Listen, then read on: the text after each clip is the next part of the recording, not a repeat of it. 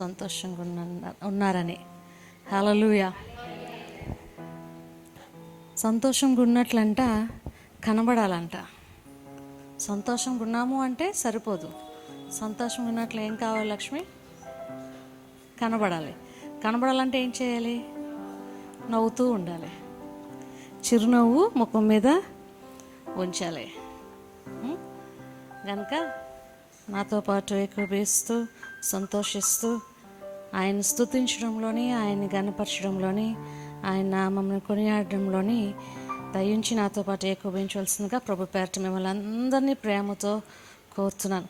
అలాగే పాటల పుస్తకం నుంచి 101 101 సాంగ్ నెంబర్ 101. అందరికీ తెలిసిన పాట, అందరికీ వచ్చిన పాట. పుస్తకాలు లేకపోయినా మీరు నాతో పాటు ఏకీభవించి పాడొచ్చు. చప్పట్లు కొడుతూ పాడొచ్చు. యేసుని స్తుతించువారు నిత్య జీవమునొందెదరు. యేసుని స్తుతించువారు నిత్య జీవమునొందెదరు. ఆనందముతో దినదినము సంతోషముగా నుందురు. ఆనందముతో దినదినము సంతోషముగా నుందురు. ఆహా హల్లెలూయా, ఆహా హల్లెలూయా, ఆహా హల్లెలూయా, ఆహా హల్లెలూయా. వాడబారని ఆకువలే దినదినము బలమొందెదరు. వాడబారని ఆకువలే దినదినము బలమొందెదరు. జీవజలపు నది ఒడ్డున వృక్షముల వలె పెరిగెదరు. జీవజలపు నది ఒడ్డున వృక్షము వలె పెరిగెదరు. ఆహా హల్లెలూయా. అందరం కలిసి బిగ్గరగా ఆహా హల్లెలూయా, ఆహా హల్లెలూయా. చీకు చింతలు కలిగినను, చెరలో దుఃఖము కలిగినను. చీకు చింతలు కలిగినను, చెరలో దుఃఖము కలిగినను. కనురెప్పవలే కాపాడి యేసే నడిపించును. కనురెప్పవలే కాపాడి యేసే నడిపించును. ఆహా హల్లెలూయా, ఆహా హల్లెలూయా, ఆహా హల్లెలూయా, ఆహా హల్లెలూయా. నడి సాంద్రములో పయనించిన, నట్టడవులలో నివసించిన. నడి సాంద్రములో పయనించిన, నట్టడవులలో నివసించిన. ఎన్నడు మరువక ఎడబాయకను యేసే తోడుండును. ఎన్నడు మరువక ఎడబాయకను యేసే తోడుండును. ఆహా హల్లెలూయా, ఆహా ఆహా హల్లెలూయా, ఆహా హల్లెలూయా, ఆహా హల్లెలూయా, ఆహా హల్లెలూయా. మరొకసారి ఆహా హల్లెలూయా, ఆహా హల్లెలూయా. ఆమేన్. హల్లెలూయా, హల్లెలూయా. నేను ఈ పాట మధ్యాహ్నం తీసి పాడుకుంటుండగా నాకు ఈ పాట పాడుతుంటే, దేవుని స్తుతిస్తూ ఆయన ఆరాధిస్తూ పాడుకుంటుంటే ఒక వాక్యం జ్ఞాపకం వచ్చింది. ఎవరైనా చెప్పగలరా?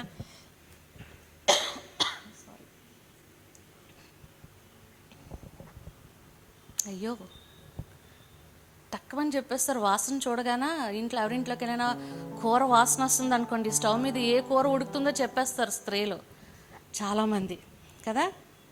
చెప్పలేరా? ఏ కూర, గుడ్లు కూర వండుతున్నా కూడా అర్థమైపోద్ది గుడ్లు కూర వండుకుంటున్నారు వాళ్ళని.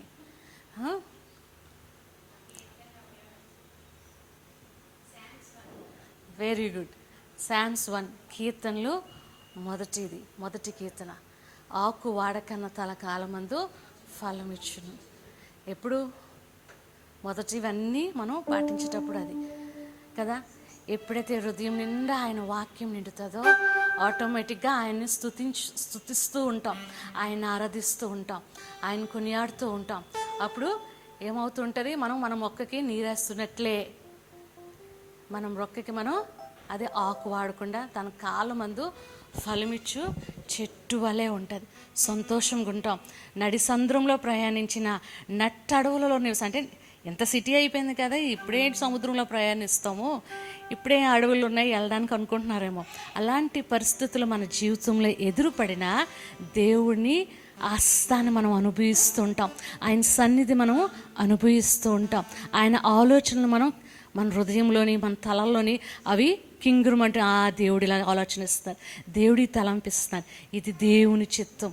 ఆయన చిత్తంలో నడవడానికి, ఆయన చిత్తంలో వెళ్ళడానికి దేవుడు సహాయం చేస్తూ ఉంటాడు. ఎప్పుడైతే సమయమందు అసమయమందు ఆయన వాక్యంని ఆనందిస్తూ ధ్యానించాలంట. ఆనందిస్తూ కొన్నిసార్లు వాక్యం చదువుతుంటప్పుడు ఏమవుతుంటుందంటే కళ్ళ నుంచి నీరు కారిపోతూ ఉంటాయి. ఎందుకు కారుతున్నాయో అర్థమవు. కళ్ళ నుంచి నీరు కారిపోతుంటే పరిశుద్ధాత్ముడు మాట్లాడుతూ ఉంటాడు, పరిశుద్ధాత్ముడు మనల్ని పరిశీలిస్తూ ఉంటారు, పరిశుద్ధాత్ముడు మనల్ని సరిచేస్తూ ఉంటాడు, మనల్ని బాగు చేస్తూ ఉంటాడు. ఏ మాట అయినానా, ఏ ప్రవర్తన అయినానా మనం ఎదుర్కొన్నారనుకోండి, సునీత సిస్టర్ని ఎదురు పెట్టుకొని హృదయంలో వేరేక తలంపులు, వేరే సిస్టర్తో హ్యాపీగా నవ్వుతూ మాట్లాడచ్చు, కానీ హృదయంలో భిన్నమైన ఆలోచనలు, యేసుకు నచ్చనివి తలంపులు నా హృదయంలో ఉండొచ్చు. అవి నన్ను లోపల పాడు చేసిస్తూ కన్నం పెడుతూ ఉంటాయి. రేంకాయ తిన్నారా ఎప్పుడైనా? రేంకాయ ఎవరైనా? రేంకాయ అంటే తెలియదు అన్నట్టున్నారు అందరూ. దేవునికి స్తోత్రం. నేను మీకు అందరికి ఒక అలవాటు చేద్దాం అనుకుంటున్నాను. స్త్రీలకి క్వశ్చన్ చేయగానే ఆన్సర్ చేయడం, వెంటనే స్పందించడం, వెంటనే రియాక్ట్ అవ్వడం, నోరిప్పి మాట్లాడడం. అది ఏం చేస్తుందంటే మాట్లాడుతున్న వారికి ప్రోత్సహిస్తుంది. అది ప్రోత్సహిస్తుంది, వాళ్ళతో సహకరించిన వారం అవుతాం. కనుక ఏదైనా అడిగేటప్పుడు చెప్తారులే వెందాం అని అనుకోకండి, మాట్లాడండి, మీకు తెలిసింది చెప్పండి. దేవుడు నిలబడిన వారిని ఇంకా తొందరగా మీకు బేగ అయిపోతుంది. అప్పుడు టైం ఎక్కువ అవ్వదు, టైంకి అయిపోతుంది. ఎంతసేపు చెప్పేస్తుంది అలాగా అనుకునే ఆలోచన అసలు అవకాశం రాదు, బేగా అయిపోతుంది. కనుక ఆన్సర్ చేయండి. రేంకాయ చూస్తే చాలా చక్కగా ఉంటుంది, గ్రీన్గా. ఇప్పుడు పెద్ద రేంకాయలు వచ్చేస్తున్నాయి. చిన్నప్పుడు చిన్న ఉండి వెర్రవి, కానీ ఇప్పుడు పెద్ద వస్తున్నాయి. అది కొరుక్కొని తినడానికి భయం వేస్తుంది లోపల, అది టక్కమని. ఎందుకంటే లోపల పురుగు ఉంటుంది. చక్కగా కనిపిస్తుంది పండంతా బయటికి, కానీ అది కట్ చేసి తీసేసరికి లోపల రెడ్ కలర్లో కనిపిస్తూ ఉంటుంది కదా. అలాగే మన ఆలోచనలు, మన తలంపులు అన్నీ కరెక్ట్గా ఉండాలంటే, సరైనగా ఉండాలంటే, వాటి కాలమందు అవి ఫలించేలాగా మనం ఉండాలంటే దేవుని వాక్యంలో ఎదిగామనుకోండి, డెఫినెట్గా మనల్ని ఎవరు పాడమని చెప్పవసరం లేదు, ఎక్కువ పెంచండి అని చెప్పవసరం లేదు. ఇంట్లోని మనం ఎవరు మటకాలు ఒంటరిగా ఉన్నా ఏ పని చేసుకున్నా మూలుగుతూ ఉంటాం. ఏంటి మూలుగుతున్నారు అంటే, ఎవరు మూలిగారు దేవుని సన్నిధిలో? పిల్లలు కావాలని ఎవరు అడిగారు? అలాగా హన్నాని అనుభవించగలం మన జీవితంలో, హన్నాని చూపించగలం మనం. మన పేదాలు కదులుతూ ఉంటాయి. మన కళ్ళ ఏ పని చేసినా మోకరించనే పని అవసరం లేదు. ఏ పని చేసినా మన పేదాలు కదులుతూ ఉంటాయి, కళ్ళల్లో నీరు కారుతూ ఉంటాయి. దేవుని సన్నిధిని అనుభవిస్తూ ఉంటాం, భాషల్లో ఆరాధిస్తూ ఉంటాం, ఆయన బలమైన అభిషేకం వస్తూ ఉంటుంది. అలాంటి అనుభవంలోకి మీరు నేను వెళ్ళాలంటే మన హృదయం నిండగా దేవుని వాక్యంతో నింపబడిపోతే ఎలాగోలాగా దేవుని సన్నిధి, దేవుని ప్రసన్నత యేసు ప్రభుని మోసుకొని వెళ్ళిపోయినట్లు ఉంటుంది. ఆయన సన్నిధిని, ఆయన ప్రసన్నత మనతో పాటు. వివాహం అయిన తర్వాత సారి పట్టుకెళ్తారంట ఆడపిల్లలు. సారీ అంటే తెలుసు కదా, బీరువా, మంచం, ఎక్సెట్రా అవన్నీ పట్టుకెళ్తారు. కానీ సార్ పట్టుకెళ్ళకపోయినా యేసయ్యని పట్టుకుని వెళ్ళిపోయిన వారుగా మనం ఉండాలి. యేసయ్యని తీసుకెళ్ళిపోయిన వారుగా ఉండాలి. అప్పుడు ఎవరు అడుగుతారు సారి? ఎవరు అడగరు. నువ్వు ఉండమ్మా చాలు అంటారు. అలాంటిగా దేవుని సన్నిధిని తీసుకెళ్ళిపోయిన వారంగా మనం ఉందాం. పాటల పుస్తకం నుంచి 113వ పాట పాడుకుందాం. ఎప్పుడైతే ఇలాగ మనం బ్రతుకుతామో, ఆయన సన్నిధిలో జీవించగలుగుతామో, ఇప్పుడు పాడబోయే పాట అంతా మన జీవితంలో నెరవేర్చబడుతూ ఉంటుంది. ఇది కూడా అందరికి వచ్చిన పాట. నాతో పాటు ఏకీభవించాల్సిందిగా కోరుచున్నాను.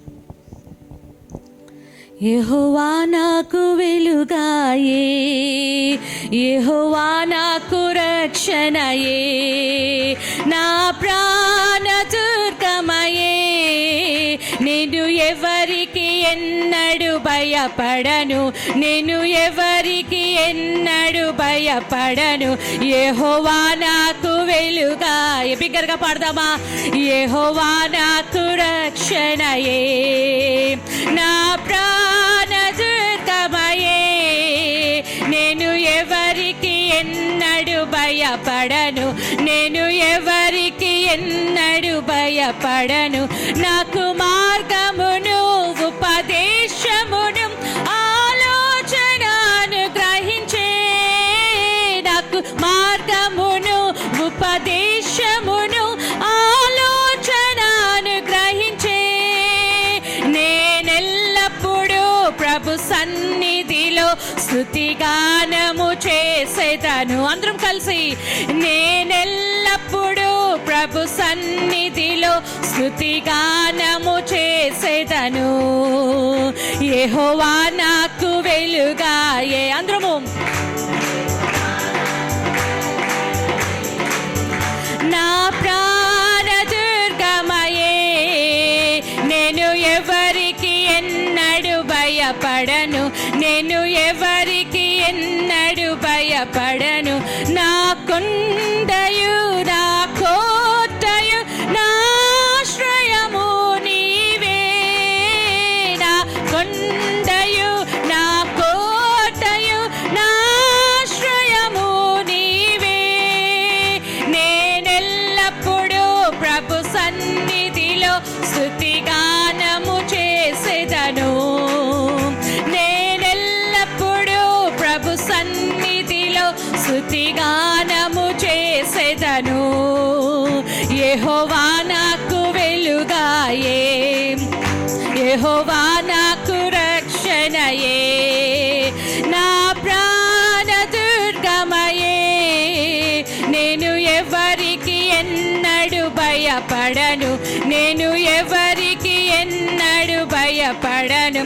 నా తల్లియు నా తండ్రియు ఒకవేళ మరచినను, నా తల్లియు నా తండ్రియు ఒకవేళ మరచినను, ఆపత్కాలమున చేయి విడువకను, యెహోవా నన్ను చెరదీయును. ఆపత్కాలమున చేయి విడువకను, యెహోవా నన్ను చెరదీయును. యెహోవా నాకు వెలుగాయే, యెహోవా నాకు రక్షణయే, నా ప్రాణ దుర్గమయే, నేను ఎవరికి ఎన్నడు భయపడను, నేను ఎవరికి ఎన్నడు భయపడను, నేను ఎవరికి ఎన్నడు భయపడను, నేను ఎవరికి ఎన్నడు భయపడను. హల్లెలూయా, ప్రైజ్ ద లార్డ్. కీర్తనల గ్రంథం నుంచి 96వ కీర్తన, సామ్ 96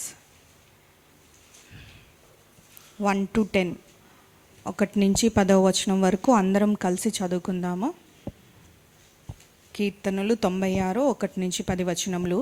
యెహోవా మీద కొత్త కీర్తన పాడుడి, సర్వభూజనులారా యెహోవా మీద పాడుడి, యెహోవా మీద పాడుడి, ఆయన నామమును స్తుతించుడి, అనుదినము ఆయన రక్షణ సువార్తను ప్రకటించుడి, అన్యజనులలో ఆయన మహిమను ప్రచురించుడి, సమస్త జనములలో ఆయన ఆశ్చర్య కార్యములు ప్రచురించుడి.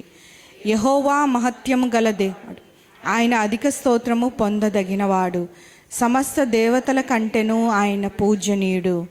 జనములు దేవతలందరూ వట్టి విగ్రహములే. యెహోవా ఆకాశ విశాలమును సృజించినవాడు. ఘనతా ప్రభావములు ఆయన సన్నిధిని ఉన్నవి. బల సౌందర్యములు ఆయన పరిశుద్ధ స్థలములో ఉన్నవి. జనమున కుటుంబములారా యెహోవాను చెల్లించుడి. మహిమ బలములు యెహోవాకు చెల్లించుడి. యెహోవా నామమునకు తగిన మహిమను ఆయనకు చెల్లించుడి. నైవేద్యం తీసుకొని ఆయన ఆవరణంలోకి రండి. పరిశుద్ధ అలంకారములు ధరించుకొని యెహోవాకు నమస్కారం చేయుడి. సర్వభూజనులారా ఆయన సన్నిధిని వణుకుడి. యెహోవా రాజ్యం చేయుచున్నాడు. లోకం కదలకుండా స్థిరపడబడి ఉన్నది. న్యాయమును బట్టి ఆయన జనములను పరిపాలన చేయును. ఈ వార్తను అన్యజనుల్లో ప్రకటించుడి. దేవుడు చాలమా. పూజనీయుడు, అధిక స్తోత్రము పొందదగిన వాడిని ఏం చేయాలంటే ఈ దినమును ఆయనకు తగిన మహిమను మనము చెల్లిద్దాము. అట్లా మనం నించున్నట్లయితే డెబోరా సిస్టర్ వచ్చి మళ్ళీ అన్ని ఆరాధనలకు నడిపిస్తారు. ఇప్పుడే చదువుకున్నాం కదా, ఆయన ఎలాంటి అద్భుతాలు చేసే దేవుడో, ఎలాంటి ఆశ్చర్య కార్యాలు చేసే దేవుడో. దేవుడు మన జీవితంలో చేసిన మేలుని బట్టి మనం స్తుతిస్తాం. ఇంకో విధముగా ఆయన గొప్పతనాన్ని బట్టి మనం స్తుతిస్తాం. ఆయన గొప్ప దేవుడని, సర్వశక్తి గల దేవుడని, సృష్టిని సృష్టించిన దేవుడని, సముద్రాలకు ఎల్లలు వేస్తున్న దేవుడని, ఆయన ఔన్నత్యాన్ని, ఆయనకున్న ఆ గొప్పతనాన్ని స్తుతిద్దాం ఈ సమయంలో. ఆయన ఎలాంటి దేవుడని, ఆయన పట్ల నీకు ఎలాంటి మనసు ఉంది, ఆయన ఏమని అనుకుంటున్నావు, ఆయన ఎలాంటి దేవుడు అని అనుకుంటున్నావు. ఈ లోకంలో అలాంటి దేవుడు ఎక్కడా లేడు. ఆయన ఒక్కడే దేవుడు. అలాంటి దేవుణ్ణి స్తుతించడానికి, కొనియాడడానికి, ఆరాధించడానికి ఈ సమయం నీకు నాకు మన జీవితాల్లో అనుగ్రహించిన దేవుడిని ఆయన స్తుతిద్దామా, ఆయన కొనియాడదామా, ఆయన కనపరచుదామా, ఆ నామంను బిగ్గరగా కేకలు వేద్దామా, గంతులు వేస్తూ ఆయన నామం స్తుతిద్దామా. హల్లెలూయా, హల్లెలూయా, హల్లెలూయా, హల్లెలూయా, హల్లెలూయా, హల్లెలూయా. ఎవరు మౌనమగుండకుండా ఆయన వైపు మాత్రమే చూస్తూ, ఆయన మీద మాత్రమే ఫోకస్ పెట్టి, దృష్టి పెట్టి ఆయన స్తుతిద్దామా.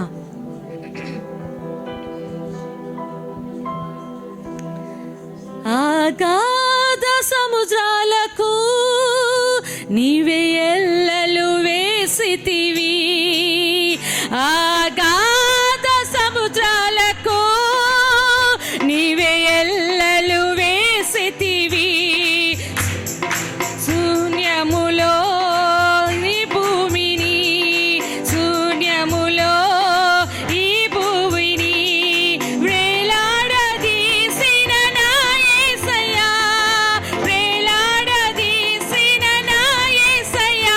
నీకే వందనం, నీకే వందనం, నీకే వందనం, నీకే వందనం, నీకే వందనం, నీకే వందనం, నీకే వందనం, నీకే వందనం.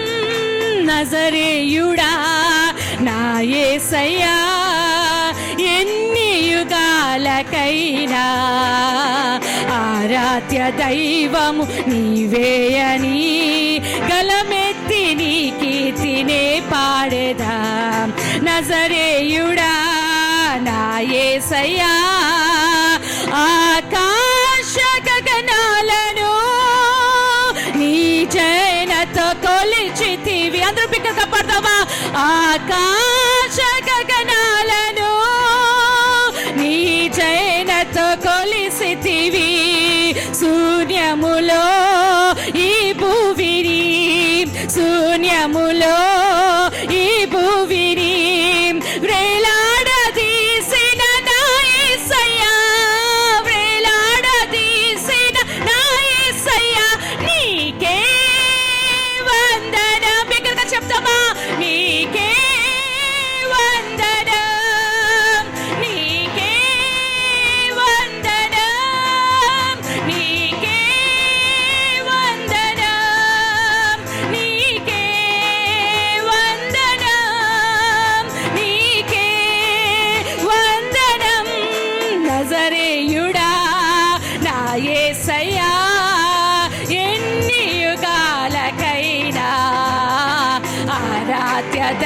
దైవము నీవే అని గదమెత్తి నీ కీర్తినే పాడేదా.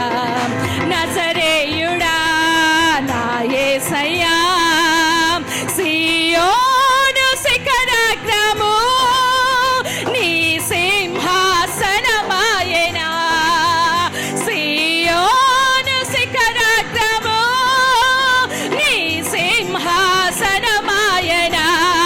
సియోనులో నిన్ను చూడాలని, సియోనులో నిన్ను చూడాలని ఆశతో ఉన్నాను నా యేసయ్యా, ఆశతో ఉన్నాను నా యేసయ్యా. నీకే వందనం, నీకే వందనం, నీకే వందనం, నీకే వందనం, నీకే వందనం, నీకే వందనం, నీకే వందనం, నీకే వందనం, నీకే వందనం, నీకే వందనం, నీకే వందనం, నీకే వందనం, నీకే వందనం, నీకే వందనం. అగాధ సముద్రాలకు నీవే ఎల్లలు వేసితివో, అగాధ సముద్రాలకు నీవే ఎల్లలు వేసితివి. జలములలో పడినే వెళ్ళినా, జలములలో నన్నేమి చేయవు నా యేసయ్యా, నన్నేమి చేయవు నా యేసయ్యా.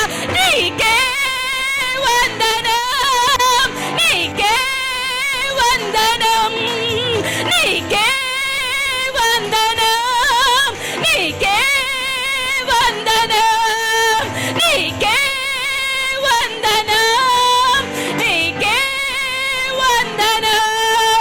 రిందా రిందరా, రిందా రిందరా, రిందా రిందరా, నీకే వందనం, నీకే వందనం, నీకే వందనం, నీకే. బిగ్గరగా చెప్తామా యేసయ్యకి. హల్లెలూయా, హల్లెలూయా. నీకే వందనం, నీకే వందనం, నీకే. గ్లోరీ గ్లోరీ, హల్లెలూయా. ఓహో, నీకే వందనం, నీకే వందనం, నీకే వందనం, నీకే వందనం, నీకే వందనం, నీకే వందనం, నీకే వందనం. రిందా రిందరా, రిందా రిషదా, రిందా రిషదా, రిందా రిషదా, రిషదా రిందా, రిందా రిందరా, రిందా రిందరా, రిందా రిందరా, రిందా రిషదా, రిందా రిందరా, రిందా రిందా. Glory Baba, Rishikudaraba, Riasohoda. Hallelujah. జలములలో పడి వెళ్ళినప్పుడు అవి నేనేమీ చేయవట. ఎంత అద్భుతం కదా, అద్భుతం కదా. హల్లెలూయా. సముద్రం 2 పాయలు వెళ్ళేటప్పుడు 6 నెలల ఇజ్రాయిల్ అందరూ నడిచి వెళ్ళిపోయారంట. అలాగే అనుకున్నారంట ఐగుప్తీయులు కూడా, వెళ్ళిపోతాం, దాటేద్దాం, వాళ్ళని ఓడించేద్దాం అనుకున్నారంట. ఓహో, అది వీలు కాలేదు. సముద్రం 2 మళ్ళీ పాయలైన సముద్రం మళ్ళీ కలిసిపోయింది. వచ్చిన ప్రతి ఒక్కరు నాశనం అయిపోయారు. ప్రియ సహోదరి, హల్లెలూయా. ఇజ్రాయిల్ అనుకోవచ్చు, అయ్యో మన వెనకడ వచ్చేస్తున్నారే, మనల్ని ఓడించేస్తారే, మన మన ప్రాణాలు అయిపోయే, మనం చనిపోతాము, అయ్యో ఏం చేశాడు దేవుడు నా నిమిషంలో గాబరా అవ్వచ్చు. కానీ ఓహో వాళ్ళ కళ్ళ ముందు అద్భుతం జరిగిపోయింది. ప్రియ సహోదరులారా, ఎవరు ఊహించగలరు అది? అలాంటి గొప్ప దేవుని కలిగినాం, అలాంటి గొప్ప దేవుని కలిగినాం. ఎంత గొప్పతనం కదా. ఎప్పుడైనా ఊహించావా ఆయన కార్యములు ఎలాగుంటాయో? ఆయన కార్యములు. ఒక భక్తుడు అంటాడంట, ప్రభువా నీ మహిమను తలంచుకుంటే, నీ గొప్పతనాన్ని తలంచుకుంటే నా శ్రమలాగానే అనిపించదు ప్రభువా అంటాడట. ఓహో, నా శ్రమలుగానే అనిపించట్లేదు ప్రభువా, నువ్వు నాతో ఉంటే నా బ్రతుకు నేను బ్రతకగలను అంటారంట. అలాంటి దేవుని కలిగినాం. అదే దేవుణ్ణి ఆ భక్తులు కలిగి ఉన్నారు, అదే దేవుణ్ణి మనం కూడా కలిగి ఉన్నాము. ఎప్పుడైనా అనుకున్నావా దేవుడు అలాంటి గొప్ప దేవుడని? ఊహించావా ఎప్పుడైనా?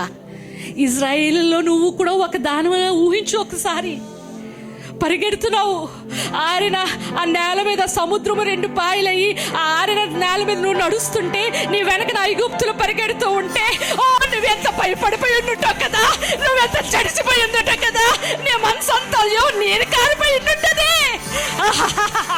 కానీ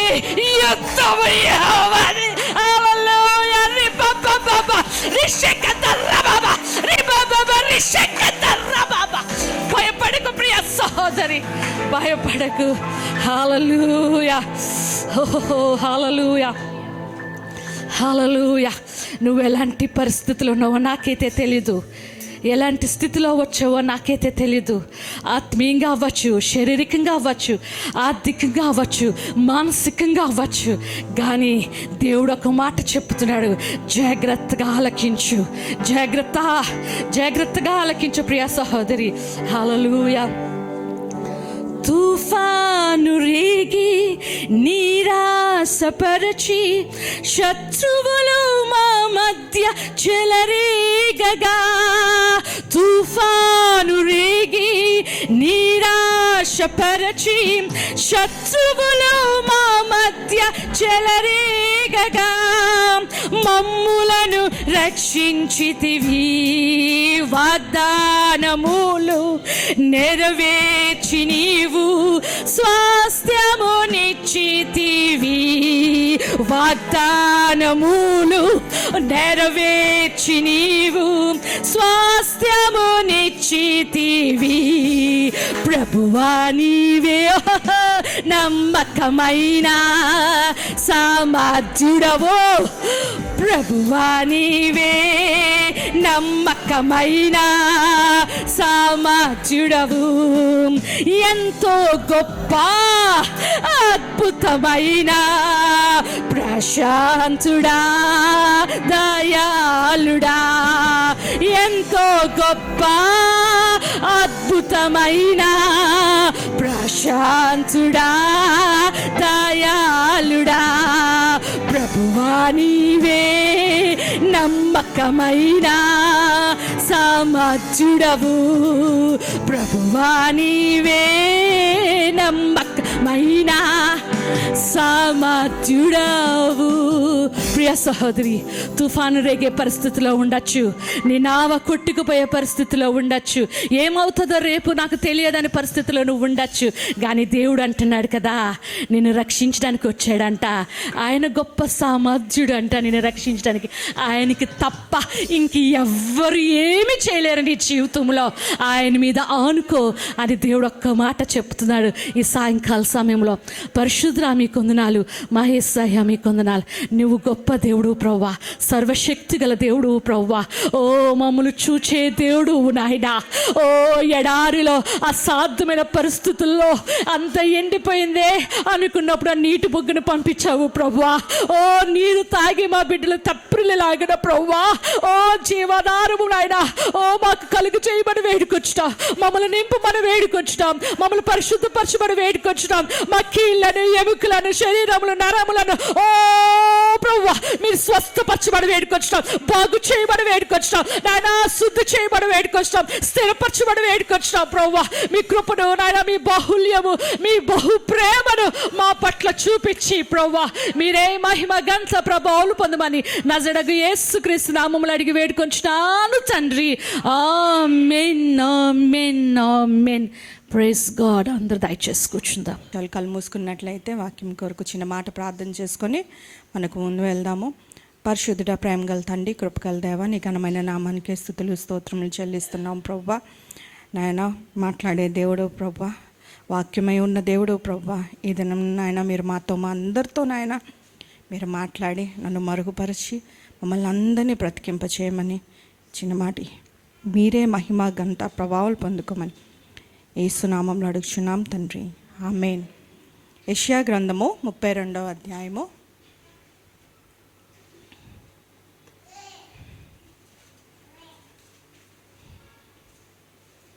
17వ మాట నేను చదువుతాను. నీతి సమాధానము కలుగజేయును, నీతి వలన నిత్యమును నిమ్మళము నిబ్బరమును కలుగును. అప్పుడు నా జనులు విశ్రమ స్థలమునందును ఆశ్రయ స్థానములందును సుఖకరమైన నివాసములందును నివసించెదరు. ఇది యెషయా భక్తుడు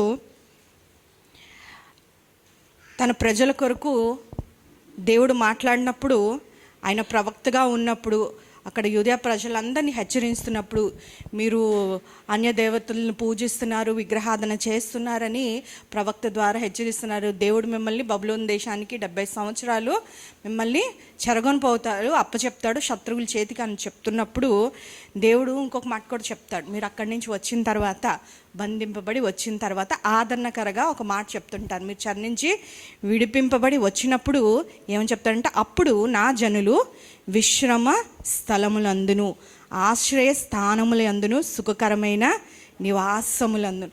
పీస్ఫుల్, ఇంగ్లీష్లోని ఎట్లా ఉంటుందంటే పీస్ఫుల్ హౌసెస్ అని ఉంటుంది, డ్వెల్లింగ్స్ అని ఉంటుంది, జాయ్ఫుల్ హౌసెస్ అని ఉంటుంది. అంట దేవుడు ఏమంటే ఆలోచిస్తున్నాడు అంటే, మన కొరకు మన గృహాలు, మన కుటుంబాలు సమాధానంతో నిండి ఉండాలని, సంతోషంతో నిండి ఉండాలని చెప్పి ఏం చెప్తున్నాడంట, అట్లాగా ఉంటారని ఆలోచిస్తున్నాడు దేవుడు. ఇక్కడికి కాదు కానీ యేసయ్య, నేను నా తండ్రి దగ్గరికి వెళ్తున్నాను, అక్కడ అనేకమైన నివాసములు కలవు, అక్కడ మీకు ఒక స్థలము ఏర్పరచ వెళ్ళుచున్నాను అని అంటూ ఉంటాడంట. దేవుడు ఏంటంట, మనల్ని కుటుంబాలుగా మనల్ని దీవించాలని. ఈ సంవత్సరము మనము పొందుకునే సంవత్సరం, it's a year of receiving కదా. మనం అనుకున్న ఒకసారన్నా స్త్రీల కొడుకు వచ్చినప్పుడు మేము పొందుకుంటామని విశ్వాసంతో నోటితో మనం ఒకసారి ఒప్పుకుందాం. This year we're receiving it. చాలామంది నేను విన్నాను కొన్ని సాక్ష్యాలు, on the way, your blessing is on the way. కొంతమంది పొందుకునే ఆ ప్రాసెస్లో ఉన్నారు, కొంతమంది పొందుకుంటున్నారని చెప్పి దేవుడు మన విశ్వాసానికి తగినంతగా కదా దేవుడు మనల్ని దీవించి ఆశీర్వదించబోతున్నాడు. హల్లెలూయా. అన్నవారు మాత్రం పొందుకుంటాం ఈ సంవత్సరం, ఓకేనా. అంటే దేవుడు మన ఎళ్ళ ఆశ కలిగిన దేవుడు మనల్ని దీవించాలని, మనల్ని బలపరచాలని, మన కుటుంబాలతో మన సంతోషంగా ఉండాలని దేవుడు, మనం ఎంత ఆశపడుతున్నామో మన తండ్రి అయిన దేవుడు మన ఎళ్ళ కూడా ఆ కార్యం చేయాలని, మన జీవితాల్లో జోక్యం చేసుకోవాలని ఆశపడుతున్న దేవుడు, ఆశిస్తున్న దేవుడు కదా. అట్లాగే దేవుడు మొదటగా ఏంటంటే కుటుంబాల్ని ఫస్ట్ ఇన్స్టిట్యూషన్, దట్ ఈస్ దేవుడు స్థాపించిన మొదటి మానవ నిర్మాణం ఏంటంటే ఎక్కడ ఆదికాండంలో 3వ అధ్యాయంలో ఉంటుంది కదా, ఆదామును అవును మొదటగా వివాహం చేసింది దేవుడే కదండి. మొదటిగా కుటుంబాన్ని స్థాపించింది దేవుడే. కాబట్టి ఏమైందంట, ఆ కుటుంబాన్ని విచ్ఛిన్నం చేయడానికి అనేకమైన మన కుటుంబాల్లో దేవుడు ఏదైతే ఆశిస్తున్నాడో, నెమ్మదిగా ఉండాలని, ఐక్యత కలిగి ఉండాలి, సమాధానం కలిగి ఉండాలి, మనం వర్ధిల్లాలని దేవుడు ఆశించిన దానికి ఖచ్చితంగా అపవాది దానికి విరుద్ధంగానే ఆలోచిస్తాడు, ప్రణాళికలు వేస్తూ ఉంటాడు. దేవుడు చేశాడు కాబట్టి అపవాది ఏం చేస్తుంటాడో దాన్ని ఎప్పుడూ పడగొట్టడానికి, విడగొట్టడానికి చేస్తున్నాడు. అందుకే మనం చాలాసార్లు చూస్తూ ఉంటాం బయట ప్రపంచంలో కూడా, వివాహము అన్నిట్లో కన్నా ఘనమైనది అని అంటూ ఉంటాడు. అందుకే వివాహంలో ఏంటంటే చాలా చాలా మటుకు జోక్స్ అన్నీ కూడా దాన్ని కించపరిచేటట్టు, ఆ బంధాన్ని దాన్ని హీనపరిచేటట్టు అనేకమైన జోక్స్ కానీ దాన్ని హేళన చేసే విధంగా అటు విధంగా లోకంలో ఉంటానే ఉంటుంది. అంటే దేన్నైతే మనం ఘనంగా ఎంచుతున్నామో దానికి విరుద్ధంగా అపవాది ఎప్పుడు కత్తి దూతూనే ఉంటుంటాడు దాన్ని పడగొట్టడానికి. ద మోస్ట్ అటాక్డ్ ఇన్స్టిట్యూషన్ అంటే తరచుగా గురి అవుతుంది, దేనికి దాడి జరుగుతుంది ఏంటంట, మన కుటుంబాల మీదకే దాడి జరుగుతూనే ఉంటుంది ఖచ్చితంగా. అది అనునిత్యము కదా. అది ఎక్కడ మొదలైంది? మొదటగా ఆదాము అవ్వ దగ్గరే స్టార్ట్ అయింది. ఆడు పని ఎక్కడ స్టార్ట్ చేశాడంట, దేవుడు వెళ్తూ వస్తూనే ఉన్నాడు, చల్లపూట మాట్లాడుతూనే ఉన్నాడు, కానీ కుటుంబాలు పాడు చేయాలని విడచేయాలని అది స్టార్ట్ చేసి దానిలో సఫలం అయ్యాడు. హీ వన్ ఇట్ కదా.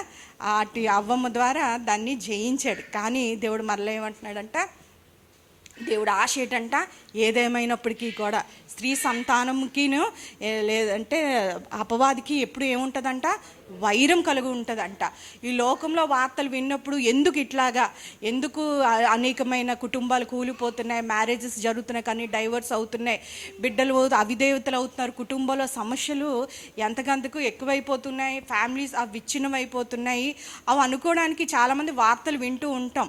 ఈ లోకంలో ప్రజలందరికీ ఇట్లా జరుగుతుందని న్యూస్ పేపర్ చెప్తున్నారు, ఈ వార్తలు వింటూ ఉంటాము, లేదంటే ఇట్లా ప్రమాదం జరిగింది, ఇట్లా ఘోరం జరిగింది అని అనుకుంటూ ఉంటాం. కానీ మనం క్రైస్తవ స్త్రీలుగా, దేవుని జ్ఞానం పొందుకున్న స్త్రీలుగా మనకేంటంటే అవి ఎందుకు జరుగుతున్నాయో తెలుసు. ఎందుకంటే ఏమైందంట, there is always a conflict. ఎప్పుడు ఒక ఏంటంటే వైరం ఉంటానే ఉంది. దేవుని పిల్లలకి స్త్రీ సంతానంగా పుట్టినవాడు, అక్కడి నుంచి వచ్చింది యేసయ్య. ఆయన కుమార్తెలుగా మనం ఉన్నాం కాబట్టి ఎప్పుడు అపవాదికి మనకు వైరము జరుగుతూనే ఉంటుంది. మనం ఎస్ అంటాడు, నో అంటాడు, వాడు నో అంటే మనం ఎస్ అంటూ ఉంటాం. అంటే లోకంలో ఉన్న వారికి మనకి ఏంటి తేడా అంటే, వారికి ఏం జరుగుతుంది మాత్రమే తెలుసు, కాకపోతే మనకి ఏంటంటే అది ఎందుకొరకు జరుగుతుంది, అది ఎలా జరుగుతుంది, దానికి దేవుడు ఏంటైతే ఉంది దాన్ని మనం ఏం చేయగలం. దాని వల్ల మన కుటుంబాలు పాడైపోతున్న కుటుంబాలు, నాశనం అయిపోతున్న కుటుంబాలు, చేజారిపోయాను అనుకున్న కుటుంబాలని మనం ఎట్లా మళ్ళీ ప్రభు దగ్గరికి, ప్రభు సన్నిధులకు మనం తెచ్చి మళ్ళీ మన కుటుంబాలు ఏ విధంగా దీవించబడి ఆశీర్వదింపబడతాయని, అది దానికి మాత్రమే మనం క్రైస్తవ స్త్రీలుగా మనకు మాత్రమే ఆ జ్ఞానము దేవుడు ఇందులో దాచిపెట్టి ఉన్నాడు అనమాట. అందుకే ఏంటంటే కుటుంబాన్ని కట్టుకోవడానికి లోకంలో చాలామంది వస్తూనే ఉంటారు. మ్యారేజ్ కౌన్సిలర్స్ ఉంటారు, సైకోథెరపిస్ట్ ఉంటారు, అన్నిటికీ ఉంటారు. కానీ అవి ఏమి అవ్వవు. కానీ దేవుని జ్ఞానం ప్రకారంగా, దేవుడు ఇచ్చిన సూచనల ప్రకారంగా కదా.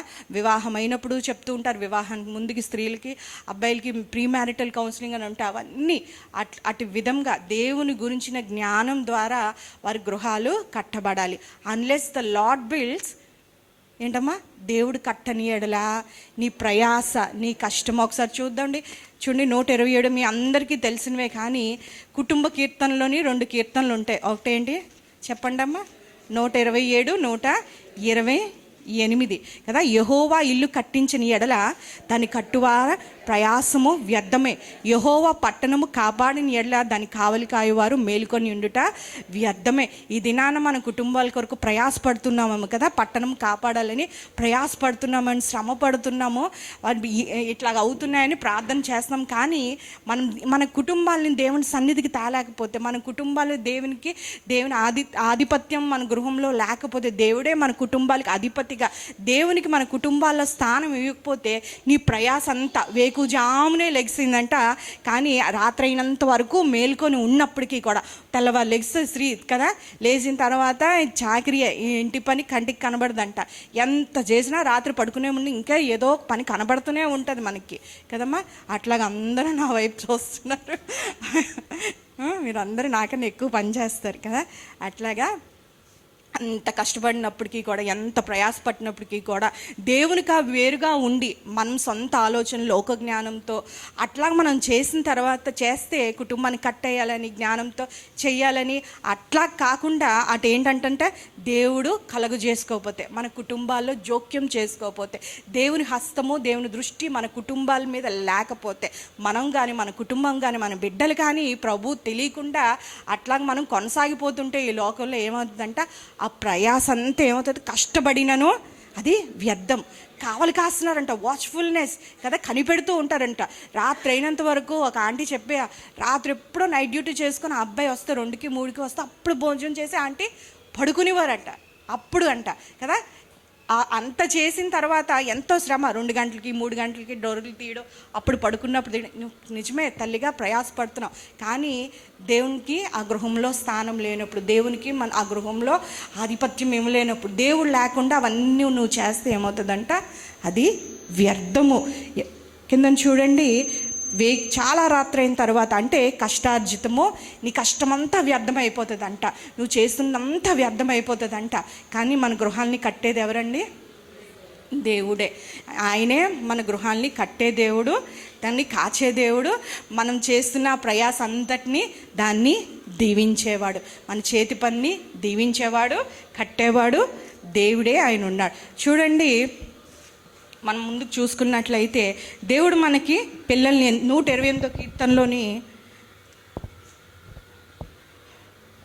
కుమారుల కొరకు, బిడ్డల కొరకు రాస్తూ ఒక మాట చెప్తూ ఉంటాడు. కుమారులు యెహోవా అనుగ్రహించు స్వాస్థ్యం. బిడ్డల కొరకు 2 మాటలు. దేవుడు ఎందుకు మన బిడ్డలు ఇస్తూ ఉంటాడంట, ఒక భక్తుడు చెప్తాడు 4 విషయాల కొరకు అంట.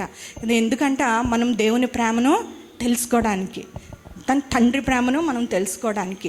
నాకు వివాహం అవ్వి బిడ్డలు పుట్టినంత వరకు నా తల్లిదండ్రులు కష్టపడి చదివించారు, అన్నీ ఇచ్చారని ఎవరికైనా ఉంటుంది, నాకే కాదు.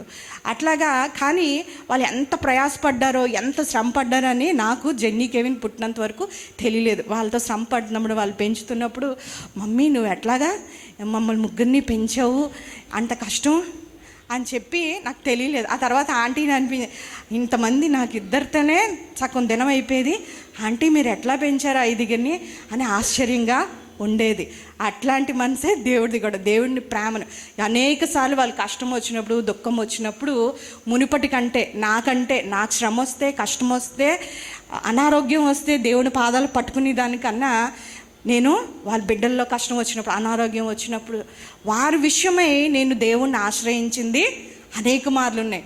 ఇంకా మరి ఎక్కువగా ఏంటంటే దేవుని ప్రేమను, కరుణను, దయని నా జీవితంలో ఎప్పుడు చూశానంటే, మరి ముఖ్యంగా ఎప్పుడంటే నా బిడ్డల వల్ల నేను చూశాను. అందుకే ఏంటంటే అక్కడ ఏముంటుందంట, దేవుని ప్రేమను ఏంటంటే కనుగొనులాగన మన బిడ్డలు దేవుడు మనకు అనుగ్రహిస్తాడు. ఇంకోటి ఏంటంటే, ఆదాము వివాహం చేసిన తర్వాత ఏంటంటే, నువ్వు దీన్ని నిండించి దాన్ని స్వాధీనపరచుకొని దాన్ని మీరు ఫలించాలంట. దాని కొరకు అంట. చూడండి, ఆదికాండం 18వ అధ్యాయంలోని ఒక మాట ఉంటుంది. యెహోవా 18:18 అబ్రహాము నిశ్చయముగా బలము గల గొప్ప జనమగును, అతని మూలంగా భూమిలోని సమస్త జనములను ఆశీర్వదింపబడను. ఎప్పుడైతే అబ్రహాము, దేవుడైతే ఆదాము అవ్వను ఏర్పరచుకున్న తర్వాత ఆ ఫస్ట్ ఫ్యామిలీ ఫెయిల్ అయిపోయింది. దేవుని చిత్తాన్ని, దేవుని ఉద్దేశాన్ని ఈ భూమిని నెరవేర్చడానికి దేవుడు ఎన్నుకున్నాడు, ఏర్పరచుకున్నాడు. అక్కడ ఫెయిల్ అయిపోయిన తర్వాత, ఆ తర్వాత నోవా జలప్రవాహం వచ్చిన తర్వాత, అదంతా అయిపోయిన తర్వాత దేవుడు నా ప్రేమను కనపరచాలి, నా చిత్తం తెలియాలి అంటే, ఈ లోకంలో నేను దేవుడు అంటే ఎవరు, దేవుని ప్రేమను తెలియాలంటే ఒక కుటుంబాన్ని ఏర్పరచుకున్నాడు. అదే అబ్రహాము కుటుంబాన్ని. ఏమంటాడంట, త్రూ అబ్రహాం ద్వారా ఏంటని చేస్తాడంటే దేవుడు సమస్త జన్మలను ఆశీర్వదింపు. అదే అన్నాడు కదా, మీరు సమస్త ఈ భూలోకాన్ని నిండించి. ఎవరు కావాలంట, కుటుంబములు కావాలి.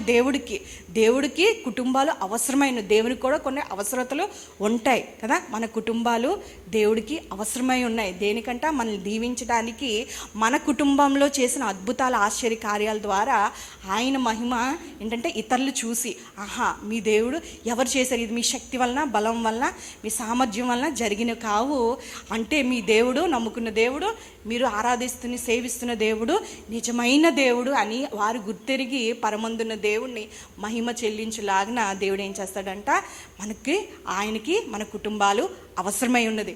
ఆ కుటుంబాల కింద చూడండి, జనములను అతని మూలముగా భూమిలోని సమస్త జనములను మనల్ని దీవించాలని కదా. He wants to bless us. మన కుటుంబాలని, మన బిడ్డల్ని ఎందుకు దేవుడు ఇచ్చాడంట, టు బ్లెస్ అస్ కదా, మనం దీవించబడాలని, మనం అనేక మంది ఆశీర్వాదానికి కారకులుగా ఉండాలి. ఊరికనే దేవుడు ఏ ఉద్దేశం లేకుండా అర్ధరహితంగా మన జీవితంలో ఏ కార్యమో ఏది కూడా మన జీవితంలో ఎవ్వడు చెయ్యడు కూడా కదా. ఎట్లనగా యెహోవా అబ్రహామును గురించి చెప్పినది అతనికి కలుగజేయనట్లు. ఎట్లాగా దీవించబడతారు, ఎట్లాగా ఆశీర్వదింపబడతాడు జనములు కదా అబ్రహాం ద్వారా అంటే, తన తరువాత తన పిల్లలు తన ఇంటి వారును నీతి న్యాయములు జరిగించుచు. తర్వాత ఎట్లాగా అబ్రహాం తర్వాత ఆయన పిల్లలు దేవుని మార్గంలో నీతిగా న్యాయంగా నడుచునట్లు కదా, యెహోవా మార్గమును గైకొనుటకు అతను వారిని ఆజ్ఞాపించినట్లు నేను అతన్ని ఎరుగునై ఉన్నాను. దేవుడు ఏం చేశాడంట, అబ్రహాం తన పిల్లల్ని ఇదంతా ఇప్పుడు బ్లెస్ చేయాలంటే, దీవించాలంటే, ఆశీర్వదించాలంటే ఎవరికి కావాలి, అబ్రహాంకి బిడ్డలు చెయ్యాలి. వారు నీతిగా న్యాయంగా దేవుని మార్గంలో భయభక్తులతో నడుచుకోవడానికి అబ్రహాంని దేవుడు నమ్మాడు. నేను ఏంటంటే అతడు ఆజ్ఞాపిస్తాడని నేను ఎరిగి ఉన్నాను అంటాడు. To blesses God needs families కదా. మూడవదిగా మనం చూసుకున్నట్లయితే దేవుడు ఎందుకంటే 78వ కీర్తన చూడండి 3-4 చూద్దాము. ఎవరైనా తీసినట్లయితే చదవండి. 78వ కీర్తన దేనికంటే God's want to raise a generation. గట్టిగా చదవండి సిస్టర్ ఒకసారి.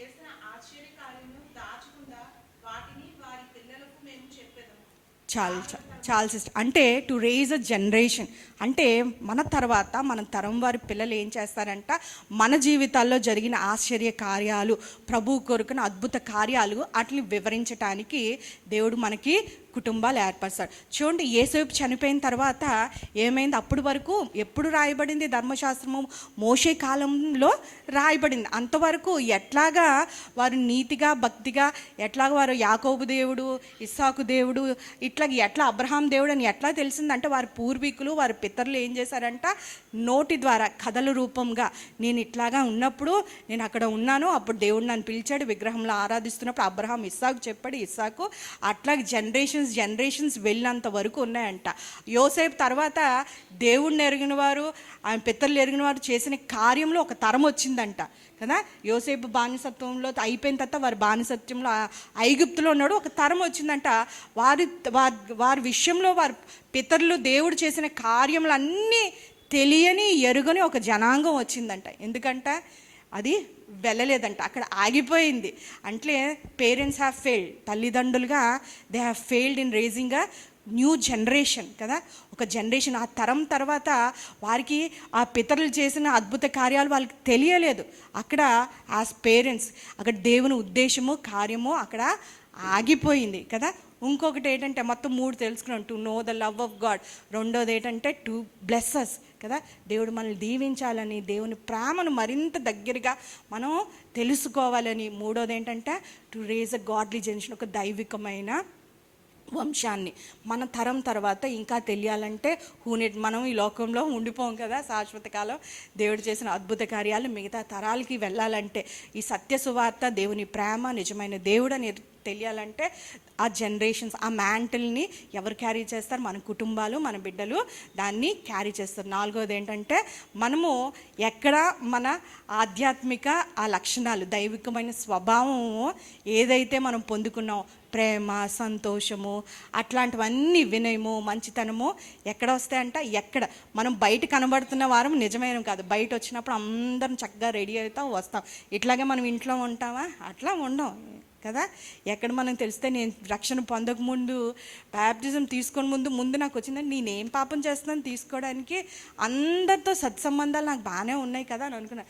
వివాహం అయిన తర్వాత కుటుంబంలో వచ్చిన తర్వాత అప్పుడు నాకు తెలిసింది ఏంటంటే, ఆహా నాకు ఈర్ష్య ఉంది, నాకు ద్వేషం ఉంది, నాకు కోపం వస్తుంది, నేను క్షమించలేను, నాకు పగ ఉంటుంది అని చెప్పి, అంటే అది అంతా ఉంటుంది. మనము పుట్టుకలోనే పాపంలో పుట్టి ఉన్నాం కాబట్టి పాపం కాదు. కానీ ఆ సర్కమ్స్టాన్సెస్ ఎదురైనప్పుడు, ఆ ఇన్స్టెన్సెస్ మనం ఎదుర్కొన్నప్పుడు, ఆయా పరిస్థితులు వచ్చినప్పుడు మన నిజ స్వభావం బయటకు వస్తుంది. ఆ స్థలం ఏంటంటే అది కుటుంబం. We are the real persons when we are in the family. మన సొంత వారులతో, మన రక్త సంబంధులతో ఉన్నప్పుడే కదా. బయట ఉన్నప్పుడు లేదంటే ఉన్నప్పుడు అంత త్వరగా చిరాకు పడం. అదే మన పిల్లలతో వచ్చేసరికి, లేదంటే అదే పరిస్థితి మన సొంత వాళ్ళతో, నీ డాడీ మమ్మీ కాబట్టి కొంచెం చనువుతో ఏంటంటే మనం గట్టిగా అనగలం కదా. మన బిడ్డలు కాబట్టి కొంచెం చనువు కాబట్టి అనగలం కదా. ఈ ఆత్మీయ సంబంధం విలువైనవన్నీ ఎక్కడ సాధకం అవుతాయంట, ఈ దైవిక స్వభావం అన్నీ ఎక్కడ, దేవుని గుణాతిశయాలు, ఆ ఆత్మ సంబంధమైన ఆ మంచి లక్షణాలన్నీ ఎక్కడ కంప్లీట్ అవుతాయంట, కుటుంబంలోనే కదా. ఆ కంప్లీట్నెస్ రావడానికి, ఆ పరిపూర్ణత, నీకు విశ్వాసం ఉందా, ఎక్కడ కంప్లీట్నెస్ వస్తుంది, ఫ్యామిలీలోనే. నువ్వు క్షమించగలుగుతున్నావంటే ఎక్కడ దానికి పదును పెట్టబడుతుంది, ఎక్కడ పరీక్ష ఉంటా, మొదట మన కుటుంబంలోనే. మన కోపానికి ఎక్కడ పరీక్ష ఉంటుంది, కుటుంబం, బిడ్డల దగ్గరే వస్తుంది, భర్త దగ్గరే వస్తూ ఉంటాయి. అవన్నీ చదును చేయబడి, సరిచేయబడి, క్రమపరచబడి, మన సంపూర్ణతలోకి ఆయన గుణ లక్షణాలన్నీ మనలోని మనం రావాలంటే ఈ కుటుంబము ఎంతో అవసరమైంది. That is the place where all are, మనకున్న ఈ స్వభావం అంతా రావడానికి మనం క్రీస్తు స్వారూప్యంలోకి రావాలంటే ఆ ప్లేస్ ఎక్కడ, కుటుంబమే కదా. ఆ బిలాంగింగ్నెస్ ఉంటుంది, ఆ సెక్యూరిటీ ఉంటుంది. ఎక్కడ తిరిగి వచ్చినా మనము ఎంత 5 స్టార్ హోటల్లో ఉన్నా కూడా, ఎంత మంచి సదుపాయాలు ఇచ్చి మనల్ని చూసినా, భోజనం పెట్టినా, ఎంత తిరిగి వచ్చినా ఇంటికి చేరిపోవాలి గూటికి. ఆ రాత్రి ఇంటికి వచ్చి అట్లా నడుము వాల్స్తేనే అమ్మయ్య మనం ఇంటికి వచ్చేసాం అని ఉంటుంది. ఎంత ఖరీదైన పరుపుల మీద పడుకొని ఎంత మంచి ఆహారం తిని కదా. కుటుంబము అందుకే చాలా విలువైనది, క్రైస్తవ జీవితంలో చాలా ప్రాముఖ్యమైనది. అందుకే ఏంటంటే ప్రతి ఏ రిలేషన్ కూడా, ఏ సంబంధాన్ని కూడా, భర్త అవ్వచ్చు, కుమారుడు అవ్వచ్చు, అత్త అవ్వచ్చు, మామ అవ్వచ్చు, ఇంకేది కూడా మనము తేలిగ్గా తీసుకోవడానికి కాదు. We shouldn't take it for granted. దేవుడు ఏది ఉద్దేశం లేక ఆ మనిషిని మన జీవితాల్లో పెట్టడు. చూడండి, కొంతమంది నచ్చుతారు కుటుంబంలో, కొంతమంది నచ్చరు. కానీ ఆ మనిషిని, ఆ వ్యక్తిని ఆ కుటుంబంలో పెట్టి ఏం చేస్తాడంటే దేవుడు మనల్ని చెక్కుతూ ఉంటాడు. వారి వల్ల మనకు సహనం వస్తుంది, వారి వల్ల మనకి ఓర్పు వస్తుంది, వారి వల్ల మనకి క్షమించడం నేర్చుకుంటూ ఉంటాం. అట్లాగా సంపూర్ణకి రావాలంటే కుటుంబము చాలా అవసరమై ఉంది. మొదటిగా దేవుడు కుటుంబం బిడ్డల కొరకు చాలాసార్లు ఇక్కడ 127 కీర్తనలో వచ్చినప్పుడు బిడ్డలు ఏమైనారంట, యెహోవా స్వాస్థ్యం అంట. చాలాసార్లు గొడవ వచ్చినప్పుడు నా బిడ్డను అంటావా, నువ్వు నా బిడ్డను అంటావా అని పౌరుషము, రోషము వచ్చేస్తుందంట. ఇప్పుడు దేవుడు ఏమంటున్నాడంట, మొదటగా జ్ఞాపకం చేసుకోవాల్సింది తల్లులకు వస్తుంది, మీకు రాలేదేమో, నాకు వచ్చింది వాళ్ళు గొడవ ఆడుకున్నప్పుడు కదా. ఏంటంట, యెహోవా, బిడ్డలు ఎవరి స్వాస్థ్యం అమ్మా, యెహోవా స్వాస్థ్యము.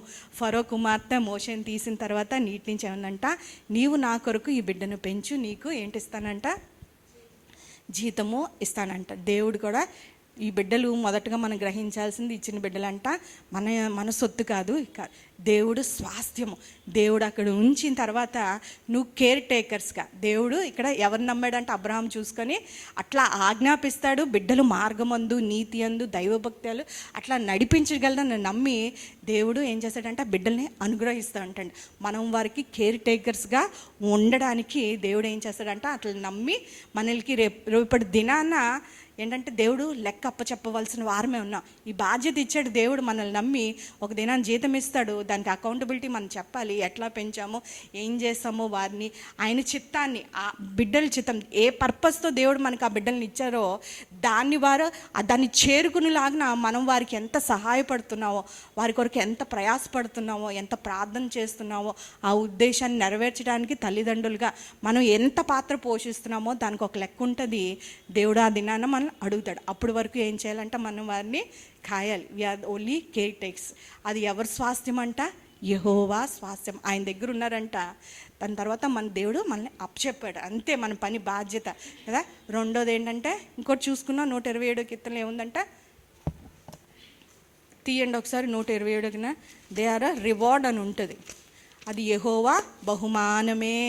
మా అందరికీ తెలిసిందే, మీరు అందరూ తిప్పి చదువుతున్నారు. ఏంటంట బహుమానమే. ఇప్పుడు ఏం తెలుసా, మనకి ఎవరైనా బహుమానం ఇచ్చారు, మొదటిగా ఏంటంటే వారు మన జీవితంలో, ఇవన్నీ మీకు తెలిసినవే, చాలా పెద్దవాళ్ళు ఉన్నారు, అనుభవం ఉన్నారు, మనములు కూడా చూసిన వారు ఉన్నారు.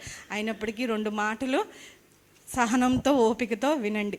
127 కీర్తనలో ఏముంటుందండి, ఆయన ఇచ్చిన ఒక మాట ఉంటుంది, మే అని ఒకటి ఉంటుంది, ఒక గీత ఉంటుంది పైన, అంటే అది ఇట్ ఈస్ అ రివార్డ్ కదా.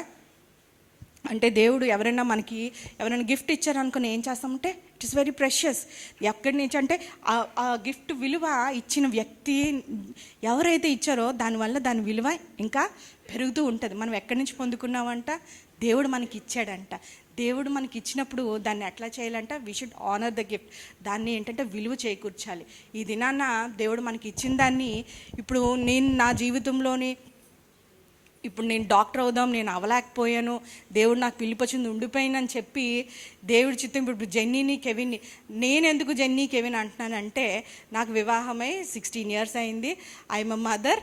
ఫ్రమ్ మై ఎక్స్పీరియన్స్, నా అనుభవాల్లోంచే నేను మీకు ఏమన్నా చెప్పగలను, వాక్యం నుంచి కాకుండా. అందుకే నేను అన్ని కోట్ చేస్తున్నాను, మరి వేరేగా అనుకోకండి. వాళ్ళ దగ్గర నుంచే నేను చెప్పగలను. ఇప్పుడు నేను చదవలేదు కదా, నేను సాధించలేదు కదా, మొదట్లో ఉండేది ఆశ, కానీ దేవుని చిత్తానికి లోబడిన తర్వాత అనిపించింది నో అట్లా కాదు అని చెప్పి ఏంటంటే, ఇప్పుడు వారి ఆశలన్నీ నేను చేయలేకపోతున్నాను, నా ఆశ వాళ్ళ ద్వారా తీర్చుకోవడానికి కాదు కదా. ఎట్లా మనం గణపరచాలంట, వారు దేవుని స్వారూప్యంలో చేయబడ్డారు కదా. మనం ఎట్లా స్వారూప్యంలో చేయబడాలో మనం గుర్తించాల్సిందంట, మన బిడ్డలు కూడా దేవుని స్వారూప్యంలో మహిమలో వారు చేయబడ్డారు. కాబట్టి ఏం చేయాలంట, లోకానికి నచ్చినట్టు మనని పెంచకూడదు, లోక పద్ధతులు వారిని పెంచకూడదు, లేదంటే నీ ఇష్టానుసారంగా నువ్వు పెంచకూడదు. నీ ఆశలు, నీ అభిరుచులు, వారికి నువ్వు ఏదైతే చేయలేకపోయావో వారి మీద రుద్దకూడదు, అవి చేయకూడదు. కానీ వారు దేవుని స్వారూప్యంలోని ఆయన మహిమలో చేయబడ్డారని నమ్మి మనం ఏం చేయాలంటే వారిని ప్రభువుకి పరిచయం చేయాలి కదా. తల్లి బిడ్డకి తండ్రిని కూడా పరిచయం చేయాలి. ఇది అమ్మ, ఇది తాత అని చిన్నపిల్లలకి నువ్వు అట్లా పిలుస్తూ ఉంటేనే మనం పరిచయం. మొదటి పాఠశాల ఎవరు? తల్లే. తల్లి ఒళ్ళోనే అన్నీ నేర్పించాలి. అలాంటిది మొదటిగా దేవుణ్ణి పరిచయం చేయాల్సింది కూడా తల్లే కదా. అటు విధంగా ఏంటంటే, ఆ విధంగా మనం ఏం చేయాలంటే, బిడ్డల్ని ఒక గిఫ్ట్ ఎట్లాగో వచ్చిందా. చాలామంది బిడ్డలు ఏమనుకుంటారంటే, చాలాసార్లు నూతనంగా వివాహమైన వారి కెరియర్స్కి అడ్డమని చెప్పి, లేదంటే వారు ఫైనాన్షియల్గా ఇంకా సెటిల్ అవ్వలేదు కదా, అట్లాగా బర్డెన్ అని చెప్పి బిడ్డల్ని ఏంటంటే కనకుండా లేదంటే ఆలస్యం చేస్తూ ఉంటూ ఉంటారు. కానీ మనకి కొంతమంది చెప్తున్నప్పుడు అనిపిస్తుంటుంది అంటే, ఇది మేము అనుకోకుండా, it is a separate pregnancy, లేదంటే అనుకోని రీతిగా యాక్సిడెంట్గా బిడ్డలో వచ్చింది, లేదంటే కన్సీవ్ అయ్యము ప్రెగ్నెన్సీ అని ఉంటుంది. నీకు నాకు సడను అనాలోచనగా అకస్మాత్తుగా, లేదంటే మేము అనుకోలేదు, మేము ప్లాన్ చేయలేదు అని అనుకుంటాం. కానీ దేవుని దృష్టిలో నో యాక్సిడెంట్స్, నో మిస్టేక్స్, అట్లాంటి ఏమీ లేదు. దేవుడు ఏం చేశాడంట, నిన్ను తల్లి గర్భమందు ఏంటంట 139వ కీర్తనలో ఉంటుంది కదా, ఎట్లా చేశాడంట, దీన్ని అంతరింద్రియమును కలుగజేసినవాడు, నా తల్లి గర్భమందు నిర్మించినవాడు. విచిత్రంగా నిర్మించాడంట భూమి యొక్క అగాస్థలముల్లో. అంటే దేవుడు he has a very particular plan for every child. అట్లాగా సర్ప్రైజ్ బేబీ కానీ, లేదంటే సర్ప్రైజ్ ప్రెగ్నెన్సీ, ఇట్లాగా నేను అనుకోలేదు, ప్లాన్ చేయలేదని కాదు. అది నీకు నాకు ఫ్రమ్ ద హ్యూమన్ పాయింట్, మానవ దృక్పథంలో మనం అట్లా అంటూ ఉంటాం. కానీ it is not a surprise to God. దేవుడికి అది సర్ప్రైజు కాదు, అది యాక్సిడెంట్ కాదు. అందుకే దేవుడు బహుమానంగా ఇచ్చిందని మరలా తిరిగి బహుమానంగా మనం వాటిని పెంచి దేవుని స్వారూప్యం వాళ్ళలో రావాలని, దేవుని సాక్షులుగా ఏ ఉద్దేశంతో దేవుడు మన చేతిలోని ఆ బహుమానాన్ని పెట్టాడో అట్లాగా మనం ఏం చేయాలంటే వాటిని కూడా పెంచి దేవుడి ఆశని ఉద్దేశాన్ని మనము తీర్చాలి. మూడోదిగా చూడండి, 127వ కీర్తన. చాలా ఉందమ్మా మాట్లాడాల్సింది. మూడోది ఏంటంటే, యవ్వన కాలమందు పుట్టిన కుమారులు బలవంతుని చేతిలో బాణములు అంటే దే ఆర్ లైక్ ఆరోస్ కదా. బాణములు తెలుసమ్మా, విల్లు బాణం అంటూ ఉంటారు కదా. వారు ఏంటంటే ఆ బాణంకి వదిలితే ఎక్కడంట సరిగ్గా కానీ వదిలితే ఏంటంట, సరిగ్గా ఎక్కడైతే గురి ఉందో అక్కడికి వెళ్ళి గుచ్చుకుంటుంది కదా. కాకపోతే వాటికి ఏంటంటే బిడ్డలు అటువంటి వారితోని దేవుడు ఏం చేస్తున్నాడంట, కంపేర్ చేసిన దేవుని వాక్యం అంట. బిడ్డలందరికీ ఒక ట్రాన్సిషన్ స్టేజ్లో ఉంటూ ఉంటారు. ఏంటంటే వారు సంపూర్ణంగా ఏంటంటే యవ్వన కాలంలో వారు పూర్తిగా ఇండిపెండెన్స్, అంటే నా సొంత నిర్ణయాలు తీసుకునే అనుభవ జ్ఞానము ఉండదు, అట్లాగని నాకు అంతా తెలుసని జ్ఞానంతో ఉంటారు. కానీ సొంతంగా వారి కాళ్ళ మీద నిలబడి నిర్ణయాలు తీసుకోలేని కన్ఫ్యూజన్లోని ఉంటారు. అంటే ఇటు లోకము, ఇటు మనుషులు, ఇటు ఫ్రెండ్స్ అన్ని వైపుల నుంచి లాగుతున్నప్పుడు వారికి కన్ఫ్యూజన్ స్టేట్లో ఉండిపోతూ ఉంటారంట. వారికి సరైన మార్గం ఏదో మనము చూపించాలి. తల్లిదండ్రులుగా ఏంటంటే వాళ్ళకి బోధించాలి, వాళ్ళని సరిచేయాలి, ఇన్స్ట్రక్ట్ చేయాలి, వారిని ప్రేమించాలి, వారికి సహాయపడి వారికి దేవుని మార్గం. ఇజ్రాయిల్ అంట దేవుని మార్గము అది సరైనది తెలియక వారు నశించిపోయారంట కదా. వారికి ఏ మార్గంలో నడాలో, ఇది రైటు, ఇది రాంగ్, ఇది కరెక్ట్, ఇది కాదు, ఇది లోకం పద్ధతి, ఇది వాక్యానుసారం, ఇది లోకానుసారం అని చెప్పగలగాలి. వాళ్ళకి బోధించేది, ప్రేమతో సముదాయించగలిగింది ఎవరు అంట? మనమే అంట. ఒక యుద్ధ రంగంలోని ఎవరికంట, ఒక వారియర్కి లేదంటే ఒక షార్ప్గా ఆరో కానీ అది ఏంటంటే ఆ బాణం సరైనది లేకపోతే ఎట్లాగైతే అది ఓడిపోతారో అట్లా కాకుండా దేవుడు ఎట్లాగిచ్చాడంట, ఈ లోకంలోని ఆ కార్యం చేయడానికి, ఆ ఉద్దేశము ఆయన కరెక్ట్గా గురి వద్దకి మనం విడిచిపెట్టాలంట. ఆ బాణం విల్లు ఎక్కుపెట్టవలసింది ఎవరంట? మన చేతులు బలంగా ఉండాలని, మనం పెంచడానికి జ్ఞానం కలిగిన వారు ఉంటారు. అంటే ఒక్కసారి మనం ఈ లోకంలో మనం అన్ని ప్రభు ప్రేమలో శిక్షణలో బోధించిన తర్వాత ఈ లోకంలో మనం విడిచిపెడతామంట. ఎప్పుడు? ప్రతిదినమో మన దగ్గర ఉంటాం. వారికి కొంచెం రెక్కలు వచ్చిన తర్వాత ఏం చేస్తామంట, అన్నీ విడిచిపెడతాం. వివాహం అయిన తర్వాత బిడ్డలు వెళ్ళిపోతూ ఉంటారు, లేదంటే చదువుల నిమిత్తము, ఉద్యోగాల నిమిత్తం దూరదేశం వెళ్తూ ఉంటారు. ఒంటరిగా వారు ఈ లోకాన్ని లేదంటే ఈ ప్రపంచాన్ని ఎదుర్కోవాల్సిన పరిస్థితులు వస్తూనే ఉంటాయి. ఆ పరిస్థితుల్లో ఒంటరిగా ఆ ప్రభు కొరకు, ఆ నేర్చుకున్న వాటి కొరకు నిలబడేయాలంటే ఏం నేర్పించాలంట? ముందుగా తల్లిదండ్రులుగా ఏ మార్గంలో నడవాలో వారికి నేర్పించారు. దానియేలుకి లేదంటే యోసేపుకి వారి తల్లిదండ్రులు, అక్కడ తల్లిదండ్రులు లేరు కదా. అప్పటి వరకు ధర్మశాస్త్రం రాయబడలేదు. ఎవరు తర్ఫీదు ఇచ్చారు? వాళ్ళ తల్లిదండ్రులే కథలుగా ఇట్లాగ దేవుడు చేసిన అద్భుతాలు ఈ నోట ఆ నోట వినిన తర్వాత యోసేపుకి పాపం చేయవలసినని ఆ స్త్రీ ఏం చేసిందంట, బైబిల్ పండితులు అంటారు 10 సంవత్సరాల వరకు ఎవ్రీడే రోజు వచ్చి ఒక స్త్రీ వచ్చి నాతో పాపం చేయని ప్రేరేపించేదంట. అట్లా కాకుండా నేను నా దేవునికి విరోధంగా ఎట్లా పాపం చేయగలనే అని ఎట్లా నించోగలిగాడు? ఎట్లా తెలిసింది నేను పాపం చేస్తున్నాను, పాపం చేస్తే నేను దేవునికి విరోధన అయిపోతాను అని చెప్పి ఎట్లా తెలిసింది యోసేపుకి? తల్లిదండ్రులు నేర్పించారు. దానియేలుకి ఎట్లా తెలిసింది? తను అట్లా ఆ రాజభోజనం చేయకూడదు, అది తినడం వల్ల మలినమైపోతామని ఆ మార్గం ఎట్లా తెలిసింది? వారు బానిసలుగా ఉన్నప్పటికీ ఎట్లాగా ఆ సొంతంగా తల్లిదండ్రులు లేనప్పుడు లేదంటే ఒంటరిగా ఉన్న పరిస్థితుల్లో ప్రభు కొరకు, దేవుడు చెప్పిన మాటల కొరకు దైవికంగా నిలబడాలి. కానీ ఏదైనప్పటికీ సరే, మరణమైనప్పటికీ కూడా యోసేపు ఎలా నిలబడ్డాడు, దానియేలు ఎలా నిలబడ్డాడు, షడ్రక్ మెషక్ అబెద్నెగోలు ఎట్లా నిలబడ్డారు? బానిసలు శత్రుదేశంలో ఉన్నప్పటికీ కూడా ఎక్కడ జరిగింది ఈ తర్ఫీదంతా? తల్లిదండ్రులు ఇచ్చారు. అప్పుడు వారిని విడిచిపెట్టినప్పుడు, ఈ లోకంలో తల్లిదండ్రులు పక్కన లేని పరిస్థితి వచ్చినప్పుడు, ఒంటరిగా నువ్వు ఉన్నప్పుడు చాలాసార్లు వివాహమై ఆడపిల్లలు వెళ్ళిపోతారు, లేదంటే చదువులు వెళ్ళిపోయిన నిమిత్తంలో వారికి ఎట్లా తెలిసింది ఇది సరైన మార్గం, ఇది దేవుని మార్గం, ఇది లోక మార్గం, ఇది వాక్యానుసారమైంది, ఇందులో నేను వెళ్తే ఇది ఇరుకైన మార్గం అయినప్పటికీ ఇది జీవ మార్గం అని ఎట్లా తెలిసిందంట? తర్ఫీదు జరిగింది. అందుకే ఏంటంట, అటివాడు నింపుకొని వాడు బలవంతుని చేతిలో బాణం వంటి వారంట. మనం ఎట్లా ఉండాలంట? బలవంతులుగా ఉండాలి. జ్ఞానం కలవాడు బలవంతుడు. వాక్యం ఏం చెప్తుందంట? జ్ఞానం కలవాడు బలవంతుడంట, జ్ఞానం కలవాడు శక్తిమంతుడంట. జ్ఞానం గల స్త్రీ ఏంటంటే జ్ఞానం కలిగి నోరు తెరిచినంట. యెహోవా అందు భయభక్తుల స్త్రీ ఏం చేస్తుందంట? జ్ఞానం కలిగి నోరు తెరుస్తుందంట. అప్పుడంట రాబో కాలంకి అట్టి స్త్రీకి ఏంటంటే భయం ఉండదంట. She doesn't fear for the future. అట్లా వదిలిపెట్టేసినప్పుడు లోకంలోని మన బిడ్డల్ని భవిష్యత్ కాలంలో మనం వదిలినప్పుడు ఏంటంట, రాబో కాలం కొరకు, ఆపద కొరకు భయమే ఉండదంట. నిర్భయంగా దేవునిలో పెంచాను కాబట్టి విడిచిపెట్టేసింది. అట్లాగే యోకోబేదు ఎట్లా విడిచిపెట్టింది?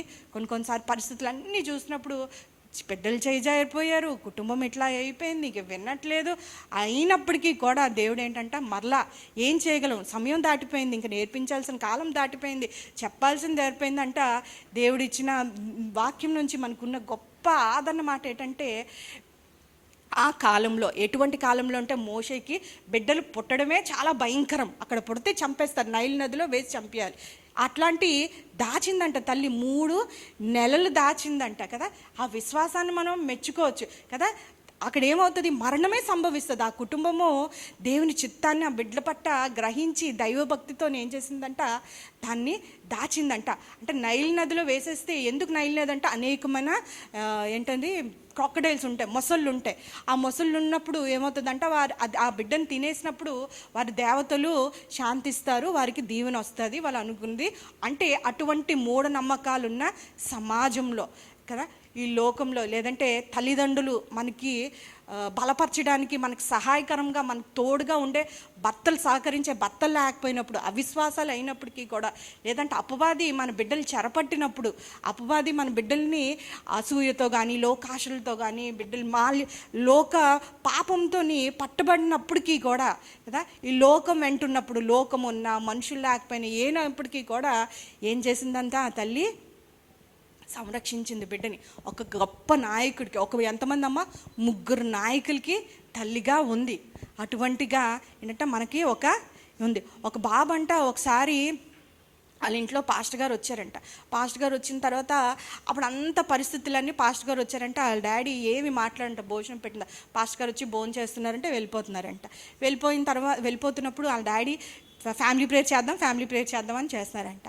అది అయిపోయిందంట. ఆ తర్వాత వాళ్ళ మమ్మీని తల్లి అని పిలుస్తున్నారంట కదా. ఆ తర్వాత వెళ్ళిపోయిన తర్వాత ఆ పాస్టర్ గారు వెళ్ళిపోతున్నప్పుడు ఆ బాబు, రేపు కూడా రండి అంకుల్ పాస్టర్ గారు మా ఇంటికి భోజనానికి అని చెప్తున్నారు. ఎందుకు బాబు అంటే, ఆ తర్వాత ఏం మాట్లాడకపోతే కొంచెం గట్టిగా అడిగితే, ఈ ప్రతిరోజు భోజనం దగ్గర మా డాడీ కంప్లైంట్ చేయకుండా ఏది ఆహారం బాగుంది, అమ్మ ఎంత బాగా వండినా లెగడు, ముందు ఏమి మాట్లాడు, పెట్టిందే తరువు, తిన్న 2 మాటలు అమ్మని అనేసిన తర్వాత గబగబా తినేసి లేచిపోతారు డాడీ అంట. ఈరోజు నేను ఏంటంటే ఆ తిట్లు ఇవ్వదు ప్రార్థన విన్నాను, ప్రభువా దీవించని విన్నాను. అమ్మని ఎప్పుడు ఏదో కంపేర్ చేసి, ఒక జంతువుతో కంపేర్ చేసి తిడతాడు. ఈరోజు మా అమ్మని తల్లి బుజ్జి అని పిలుస్తున్నాడు, అమ్మ అని పేరుతో పిలుస్తున్నాడు. అందుకే రండి, మీరున్నారు కాబట్టి వస్తే రోజు ఎట్లా నెమ్మదిగా ఉంది, ఆశ్చర్యపోతున్నాడంట కదా. అట్లా అంటే ఒక పాస్టర్ గారు, ఒక దైవజనుడే కుటుంబంలో వచ్చి అంత గొప్ప మార్పు చేస్తే, యేసయ్యకి మన జీవితాల్లో, మన కుటుంబాల్లోని ఆయనకు ఆధిపత్యం ఇస్తే ఇంకెంత మన కుటుంబాలు మారుతూ ఉంటాయి. అవునా కదా? ఖచ్చితంగా దేవుడు మన జీవితాల్లో, అవి ఎలాంటి పరిస్థితులు అయినప్పటికీ కూడా దేవునికి అసాధ్యమైతే ఏమీ లేదు. దేవుడు చూడండి, ఈ హన్న ఏం చేస్తుంది, ఆ దినాల్లోని భయంకరమైన మందిరంలో పాపం జరుగుతుంది. మందిరంలో ఓప్ని ఫీనిహాసు ఆ స్త్రీలతో పాపం చేస్తున్నాడు. అటువంటి భయంకరమైన దినాలు, ఇంకా చెప్పవలసిన వారు, బోధించిన వారే పాపంలో ములుగుంటే ఇంకా మిగతా ప్రజలు ఎట్లా నేర్చుకుంటారు దేవుని వాక్యము, దేవుని నడవడిక? అట్లాంటి దినాల్లోని హన్న ఏం చేస్తుంది, సమూయేలుని తీసుకొచ్చి బాలుడే ఉంటున్నప్పుడు ఏలీకి అప్పచెప్పేసి వెళ్ళిపోతుంది. అక్కడ ఒక మాట ఉంటుంది, ఆ బిడ్డ యెహోవా యందు ఎదుగుచూ ఉన్నాడంట కదా. లోకం ఎంత నిజమే ఈ దినాల్లోని. ఇప్పుడు ఏ స్త్రీని అడిగినాను తన కొరకు, ఏ ఆంటీని అడిగినా, అక్కని అడిగినా ప్రేయర్ రిక్వెస్ట్ ఇచ్చినప్పుడు, అమ్మ బిడ్డల కొరకు ప్రార్థన చేయని చెప్తూ ఉంటారు. మా బిడ్డలు బాగుండాలి, వివాహాలు అవ్వాలి, జాబ్స్ రావాలి, మంచి జతలు రావాలి, వాళ్ళు స్థిరపడాలని ఏ తల్లిని కదిపినా మనసులో భారం అది. Even my self it self ఎట్లా ఉంటుంది, మనకన్నా మన భర్తల కన్నా మొదటగా వచ్చి ఏంటి, ఏ సహాయం కావాలి దేవుడి నుంచి అంటే, నా కుటుంబం బాగుపడాలి. ఆ తల్లి భారం అంతా ఎక్కడ ఉంటుంది, ప్రాణం అంతా బిడ్డలు బాగుండాలనే ఉంటుంది. ఇప్పుడు ఈ తల్లి ఇప్పుడు లోకమంతా భయంకరంగా ఉంది. అంచె దినాల్లో ఉన్న పాపం చెలరేగిపోతుంది. పాపం చేయడానికి ఎక్కడికో బయటకు వెళ్ళవసరం లేదు, ఫోన్ పట్టుకుంటే బిడ్డలు పాపం చేస్తారు. ఎట్లా రక్షించుకుంటాం, ఎట్లా చేస్తాం అంటే ఏంటంటే, హన్న ఏం చేసింది, పరిస్థితి చుట్టూ ప్రపంచం భయంకరంగా ఉంది, లోక పరిస్థితులు బాగోలేవు, లేదంటే అపవాది మన కుటుంబాల మీద మరి ఎక్కువగా దాడి చేస్తారు. పిల్లలు పెంచడం ఒక పనిగా కాదు, కానీ పిల్లలు పెంచడం ఒక పరిచర్యగా చేసుకుంటే అది నిజంగా వారి జీవితాలకి ఆశీర్వాదకరంగా ఉంటుందంట. అబ్రహాం లింకన్ అంటాడు, ఎవరు నో వన్ ఈజ్ పూర్ అంటే ఎవరు పేదరికంలో ఉన్నారంటే who doesn't have a praying mother కదా. ఒక తల్లి ప్రార్థన చాలా ప్రభావం ఉంటుందంట. మీరు అందరికీ తెలిసే, కానీ నేను నేర్చుకున్నాను, నేను అది చెప్పగలను. ఏంటంటే చాలా భయం వేస్తూ ఉంటుంది. ఎందుకంటే మనం ఈ లోకంలో బిడ్డలు స్కూల్కి వెళ్ళి వాళ్ళ వెనకాల మనం తిరగలేం. వారికి ఏంటి రక్షణ, ఏంటి కవచం అంటే ఇంట్లో మనం ఎంత నేర్పించాలో అంత నేర్పించాలి. ఆ తర్వాత ఇంకేంటంటే ఆధారం ప్రార్థనే. వారి చుట్టూ ఒక బలమైన కోటగా కదా, వారి చుట్టూ దేవుడు కంచి ఉంచిలాగిన ఎట్లాగే ఉందంటే మనమే తల్లిగా ప్రార్థన చేయాలి. ఎవరైతే who doesn't have a praying mother, ఎవరికైతే ఒక ప్రార్థించే తల్లి గృహంలో లేదు అని అంటే ఏంటంటే వారు ఎవరు, హీజ్ పోర్. ఆ మనిషి డబ్బులు లేకపోయినందుకు పేదరికం కాదు, కానీ ఏంటంటే ప్రార్థించే తల్లి లేకపోతే ఎవరంట నిజంగా పేదరికము అందులో ఉందంట. తల్లి ప్రార్థన అంత ప్రభావం ఉంటుంది. చాలామంది అగస్తీన్ కోసం తెలుసు, మోనిక ఎట్టి విధంగా పాపం చేసిన స్త్రీని చేస్తుండగా స్త్రీలోల్డంట అనేక మంది స్త్రీలతోని వివాహం అవ్వకుండానే సాంగత్యం చేస్తునేవాడంట. ఒక రూమ్లో తన పాపం చేస్తుంటే పక్క రూమ్లో తల్లి ఏంటంట ఎలుగెత్తి ప్రార్థన చేస్తూ ఉండేదంట. ఇంకా పరిస్థితులు అంతా అయిపోయాయి. ఇంకంటే కొన్ని సంవత్సరాల నుంచి అదే జీవితం జీవిస్తున్నాడు అగస్టిన్. కానీ ఒక దినాన్ని దేవుడు పట్టుకున్నాడు. ఏమంటంట, నా తల్లి కన్నీటి ప్రవాహంలో కొట్టుకొని వచ్చాను. మనం శారీరకంగా జన్మనిచ్చిన తల్లులు ఏం చేయాలంట, బిడ్డలు ఆత్మ సంబంధమైన రెండవ జననం రావాలంటే, సెకండ్ బార్న్ బ్యాప్టిజంలోకి రావాలంటే who can give, only the mothers కదా. మొదటగా నువ్వు జన్మనిచ్చావు, అది శారీరకమైంది, అది ఫిజికల్ బర్త్. రెండోదిగా వాళ్ళు స్పిరిచువల్గా ఆత్మ సంబంధంగా వారు మళ్ళా రక్షణలోకి రావాలంట, మళ్ళా ప్రభువుని ఎరగాలంట. ఆ బాధ్యత కూడా దేవుడు ఎవరి మీద ఇచ్చాడంట, తల్లిల మీదే ఇచ్చే ఉంటాడంట. అప్పుడే ఏం చేయగలరంట వాళ్ళు ఈ లోకంలో ఉన్నప్పుడు కదా. దేవుని కొరకు తల్లి బలహీనమైపోతే, తల్లి రిజైన్ చేసిందంటే ఈ జాబు, అప్పుడేమవుతాడంట, ఇల్లంతా గందరగోళం అయిపోద్దంట, కుటుంబ వ్యవస్థ అంతా కూలిపోతూ ఉంటుందంట. ఆ ప్రభావం సంఘాల మీద. Only strong families can build strong churches కదా. బలమైన కుటుంబాలు ఉంటేనే తప్పితే బలమైన సంఘాలు ఉంటే దేశాలు ఉంటాయి కదా. ఆ ప్రభావం ఖచ్చితంగా ఉంటూనే ఉంటుంది. లోకంలో ఎన్ని సామెతలు ఉన్నప్పటికీ కూడా ఏంటంటే మనము చిన్నపిల్లలకి ఎప్పుడు తర్ఫీదుని ఇచ్చుకుంటూ వెళ్ళాలంటే బాల్యమందు వాడికి నేర్పిస్తూ ఉండాలంటే, బాల్యమందు ఉంటే పెద్దయ్యాక దాని నుంచి తొలగిపోడు అని ఉంటుంది కదా. మన జీవితాల్లోని ఏం చేయాలంటే సమయాన్ని తీసుకోవాలి. తల్లులుగా వి షుడ్ కమ్యూనికేట్ దెమ్, మనతో వారితో మాట్లాడాలి, వాళ్ళు తీసుకోవాలంట. ఒక జోక్ ఉండేది ఏంటంటే, మునులు ఋషులు అంట వాళ్ళ లోకాశలు లేదంటే వారి సుఖాలు సౌఖ్యాలు అన్నీ విడిచిపెట్టేసే వారిని, సమయం లేకుండా వారి సమయాన్ని అంతా దానికి వెచ్చించిన వారిని మునులు ఋషులు అనేవారంట. ఇప్పుడు అటువంటి ఈ కాలంలో ఐటీ ప్రొఫెషనల్స్ అంటారంట. సమయం ఉండదంట, తినడానికి టైం ఉండదంట, లేదంటే వారి కాలకృత్యాలు చేసుకోవడానికి టైం ఉండదంట. అట్ ద స్టేక్ ఆఫ్ కదా. ఒక పిల్లల్ని మనము ఏంటంటే స్కూల్కి వారానికి 6 రోజులు పంపిస్తూ ఉంటాం. 6 రోజులు పంపించిన తర్వాత దేనికి, 70 సంవత్సరాలు 60 సంవత్సరాలు నువ్వు బ్రతకడానికి బిడ్డనికి తర్ఫీదు ఇస్తాం, ఆ తర్వాత ట్యూషన్స్ ఇస్తాం. కానీ సండే స్కూల్ వచ్చేసరికి వారంలో ఒక్కరోజే కదా. నిత్యం నువ్వు జీవించాలంటే కదా, పరలోకంలో నువ్వు జీవించాలంటే ఆ గంటకి 2 గంటలకు రామని బోల్డ్ మన ఫోన్లు చేసుకోవాలి, మళ్ళీ చెప్పాలి. సరిగ్గా పిల్లలు ఏమంటూ ఉంటారు కొంతమంది తల్లు, మేము మర్చిపోయాము అని అంటూ ఉంటారు. అది ఎంత అన్యాయము ఈ లోకంలో. వారిని ఎంతటి నాశనానికి, నరకానికి మనమే వారిని తోసేస్తున్నట్టు ఉంటుంది ఖచ్చితంగా. వారిని ఏంటంటే ఈ లోకంలో చాలా సమయం ఇస్తూ ఉంటాం, కానీ నిత్యత్వమైన విషయాలకి, పరసంబంధమైన విషయాలకి, దేవుని గురించి మనకు నేర్పించడానికి వారికి సమయము వారికి ఉండదంట. మన దగ్గర నుంచే నేర్చుకుంటారు పిల్లలు. మన భక్తిని మన దగ్గర నుంచే నేర్చుకుంటూ ఉంటారంట. మనం చెప్పేదానికన్నా నువ్వు ఇలాగుండు అబద్ధం ఆడుకు, ఇది చేయకు ఇది చేయకు అని చెప్పి చాలాసార్లు దానివల్ల ప్రయోజనం ఉండదు. కానీ మనం చేస్తున్నప్పుడు వాళ్ళు చూసినప్పుడు మనకు ఒక అధికారం ఉంటుందంట అప్పుడు చెప్పడానికి. నేను కొన్ని వస్తువులు నేను తిన్నమాట, పిల్లల్ని తినమని నేను బలవంతం చేసినప్పుడు ఏమంటంటే, మీరు మాకు తిన్నారు కదా, ఇప్పుడు నాకు అది నచ్చలేదు, నేను తిన్నాను. అప్పటికి వచ్చేసరికి కొన్ని విషయాలు చెప్పగలను, కానీ ఆ విషయం నన్ను తిరిగి అడిగినప్పుడు నేను సమాధానం ఏం చెప్పలేను. ఎందుకంటే నేనే చేయట్లేదు. నేను చేయనప్పుడు నా బిడ్డలు నేను ఎలా కరకండిగా చెయ్యాలి, నువ్వు తినాలి, అది తింటే నీ ఆరోగ్యానికి మంచిదని నేను ఎట్లా చెప్తాను? ఓ కుమార్తె అంట వాళ్ళ అమ్మమ్మ దగ్గరికి వచ్చి కళ్ళు మోస్తూ ఆడుతుందంటే, ఏమ్మా ఈరోజు స్కూల్ లేదా, ఇది లేదా, నువ్వు వచ్చి ఆడుతూ ఉన్నావు, నా కళ్ళు మూసి ఆడుతున్నావు అంటే, అమ్మ చెప్పింది నువ్వు కళ్ళు మూసుకుంటేనే బాగుంటుందంటే, ఇంట్లో నెమ్మదిగా ఉంటుందంట, సంతోషం ఉంటుందంట, అంటే ఉంటుంది, బోల్ డబ్బులు వస్తాయంట అని అంటే. చూసారా, అంటే పిల్ల ఏం చేసింది, తల్లిదండ్రులు మాట్లాడుతున్నప్పుడు వినింది. తల్లిదండ్రుల మాటలు విని ఎట్లా నేర్చుకుందంట, ఆ మాటలనే తీసుకొని చెప్తుంది.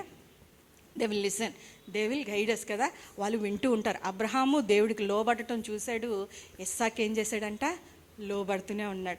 మన జీవితాల్లోని మన కుటుంబాలు, మన బిడ్డలు కదా దీవించబడాలి. చూడండి, ఆఖరిగా యెషయా రాసిన గ్రంథము 8వ అధ్యాయం తీద్దాము. ఆఖరిగా టైం అయిపోయింది, సమయం లేదు. 8వ అధ్యాయము 18వ మాట చూద్దాం. ఇదిగో నేనును యెహోవా నాకు ఇచ్చిన పిల్లలను, సియోను కొండ మీద నివసించు సైన్యములకు అధిపతి యొగు యెహోవా వలన సూచనలుగా మహత్కార్యములుగాను ఇజ్రాయేలు మధ్య ఉన్నాము. ఎట్లా ఉండాలంట, నేనును నాకు ఇచ్చిన పిల్లలను. యెషయా అంటున్నాడంట, ఈ లోకమంతా పాపపు లోకం, కానీ యెషయా ఒక మాట అంటున్నాడంట విశ్వాసంతో. శేషం ఉండిపోయింది కదా, ఈ లోకంలో పాపం ఉంటానే ఉంది, ఆ భక్తిహీనులు ఉన్నారు, మన చుట్టూ ప్రభువుని ఎరగని వారు ఉన్నారు కదా. అట్ట ప్రపంచం ఉన్నప్పటికీ కూడా, బలహీనమైన పాప ప్రపంచం ఉంది, వక్రజనం ఉన్నప్పటికీ కూడా ఏమంటున్నాడంటే, శేషం ఉంది. ప్రభు కొరకు ఇంకా ప్రయాసపడుతున్నవారు, ప్రభు కొరకు బ్రతకాలని ఉన్నవారు ఒక శేషం ఉంటుంది. Remnant of people will be there. దేవుడు దాన్ని గుర్తిస్తాడంట. చూడండి, నివసించు సైన్యములకు సూచనలు గాను ఎట్లా ఉండాలంటే, సైన్స్ అండ్ వండర్స్ అని ఇంగ్లీష్లో ఉంటుంది. అంటే సైన్స్ అండ్ వండర్స్ అంటే ప్రజలు వారిని చూస్తున్నప్పుడు వారి జీవితాలు సదురు చేసుకుంటూ ఒక రోల్ మోడల్స్గా మనము ఉన్నప్పుడు, మన జీవితం చూసినప్పుడు, మన జీవన శైలి చూసినప్పుడు, మన లైఫ్ స్టైల్ చూసినప్పుడు, మన కట్టుబాట్లు చూసినప్పుడు, మన పద్ధతులు చూసినప్పుడు ఏమవుతుందంటే, వారికి వేరుగా ఉన్న ఒక జనాంగం ఎట్లా మొద్దుగా చెప్తూ ఉంటాడు కదా రాజుకి, ఒక జనం ఉంది, వారి పద్ధతులు, వారి మాటలు అన్నీ ఒక వేరుగా ఒక జనం ఉంది. మన రాజ్యంలోని వారు దేవుణ్ణి పూజించరు, విగ్రహాలను పూజించరు అని. అట్లాగా ప్రజలందరూ తెలియలేనుగా మనం ఒక సూచనగా మన బిడ్డలతో ఎట్లాగ ఉండాలంటే, ఈ సంవత్సరము దీన్ని క్లెయిమ్ చేద్దాం. మన బిడ్డలు ఎట్లాగ ఉండాలి, దేవునికి మహిమ తెచ్చే వారంగా, సూచనలుగా, మహత్కార్యములుగాను ఇజ్రాయెల్ మధ్య ఉన్నాము కదా. ఫిలిప్పీయుల రాసిన గ్రంథంలో ఉంటుంది కదా, మీరు ఈ వక్ర జనం మందు జ్యోతుల వలె ఉండులాగిన జీవవాక్యాన్ని చేత పట్టుకున్నారు. ఎట్లాగుంది ఈ ప్రపంచం అంతా, వక్రజనం అంట, వంకర ప్రపంచం, పాపపూరితమైన ప్రపంచం. పాపము దినదినము ఎక్కువైపోద్ది, అక్రమం ఎక్కువైపోతూనే ఉంటుంది ఇంక రానున్న దినాల్లో కదా. అట్లాంటి దినాల్లో ఉన్నప్పుడు మన కుటుంబాలతో మనం సూచనలుగా, మహత్కార్యములు చేయవారంగా వారి మధ్య మేము ఉన్నామని ఎట్లాగైతే యెషయా చెప్పాడో, మనం కూడా దేవుని మార్గంలో, దేవుని శిక్షణలో, వారు మనుషుల దయందు, దేవుని దయందు మనం చేయాలంటే, తల్లిగా మనం ఏం చేయాలండి, మనము దేవుని పాదాలు పట్టుకొని శరణ్యం తప్పితే వేరొకటి లేదు. అప్పుడే దేవుడు మన పిల్లల్ని ఆయన తట్టు ఆకర్షించుకుంటాడు. ఆయన చిత్తము, ఉద్దేశము ఏమై ఉన్నదో అది జరిగించడానికి దేవుడు త్వరపడతాడు. దేవుడి కొద్ది మాటలు దీవించిన గాక. ప్రశాంతి సిస్టర్ ముందుకు వచ్చినట్లయితే చిన్న మాట ప్రార్థన చేస్తే మనం ముగించుకుందాము. అమ్మ, మీరు అందరూ ఆలస్యంగా వచ్చారు, అందుకే లేట్ అయిపోయింది. 6:15, 6:20 తర్వాత వచ్చారు, అందుకే నేను ఆలస్యంగా మొదలుపెట్టాను. మా దేవానికి వందనాలు, స్తుతులు, స్తోత్రాలు చెల్లిస్తున్నాం ప్రభువా. మరొక దినము నాయన నీ సన్నిధిలో ఉండడానికి మీరు చూపించిన కృపంతని బట్టి మీకే స్తుతులు, స్తోత్రాలు. దేవా, ఆత్మీయంగా నాయన తండ్రి, మరొక్కసారి నాయన మమ్మల్ని కదిలించిన విధానం బట్టి మీకే స్తుతులు, స్తోత్రాలు చెల్లిస్తున్నాం ప్రభువా. అయ్యా, సహోదరులమైన మేమందరము నాయన తండ్రి మీ సన్నిధిలో ఎట్లాంటి హృదయంతో కూర్చున్నామో మీరు ఎరిగిన దేవుడు తండ్రి. ఏ భారంతో నాయన కూర్చున్నారో మీరు చూస్తున్న దేవుడు అయ్యా. వారి బిడ్డల కొరకు, వారి భర్తల కొరకు, వారి కుటుంబాల కొరకు కన్నీటితో ఎంతగా విలపిస్తున్నారో మీరు చూస్తున్న దేవుడు తండ్రి. అవును ప్రభువా, మరొక్కసారి మీరు జ్ఞాపకం చేశారయ్యా. బిడ్డలు నాయన అది మా సొత్తు కాదు కానీ నాయన మీరిచ్చిన స్వాస్థ్యం అని ప్రభువా, మీరిచ్చిన బహుమానమే అని మరొక్కసారి జ్ఞాపకం చేశారు ప్రభువా.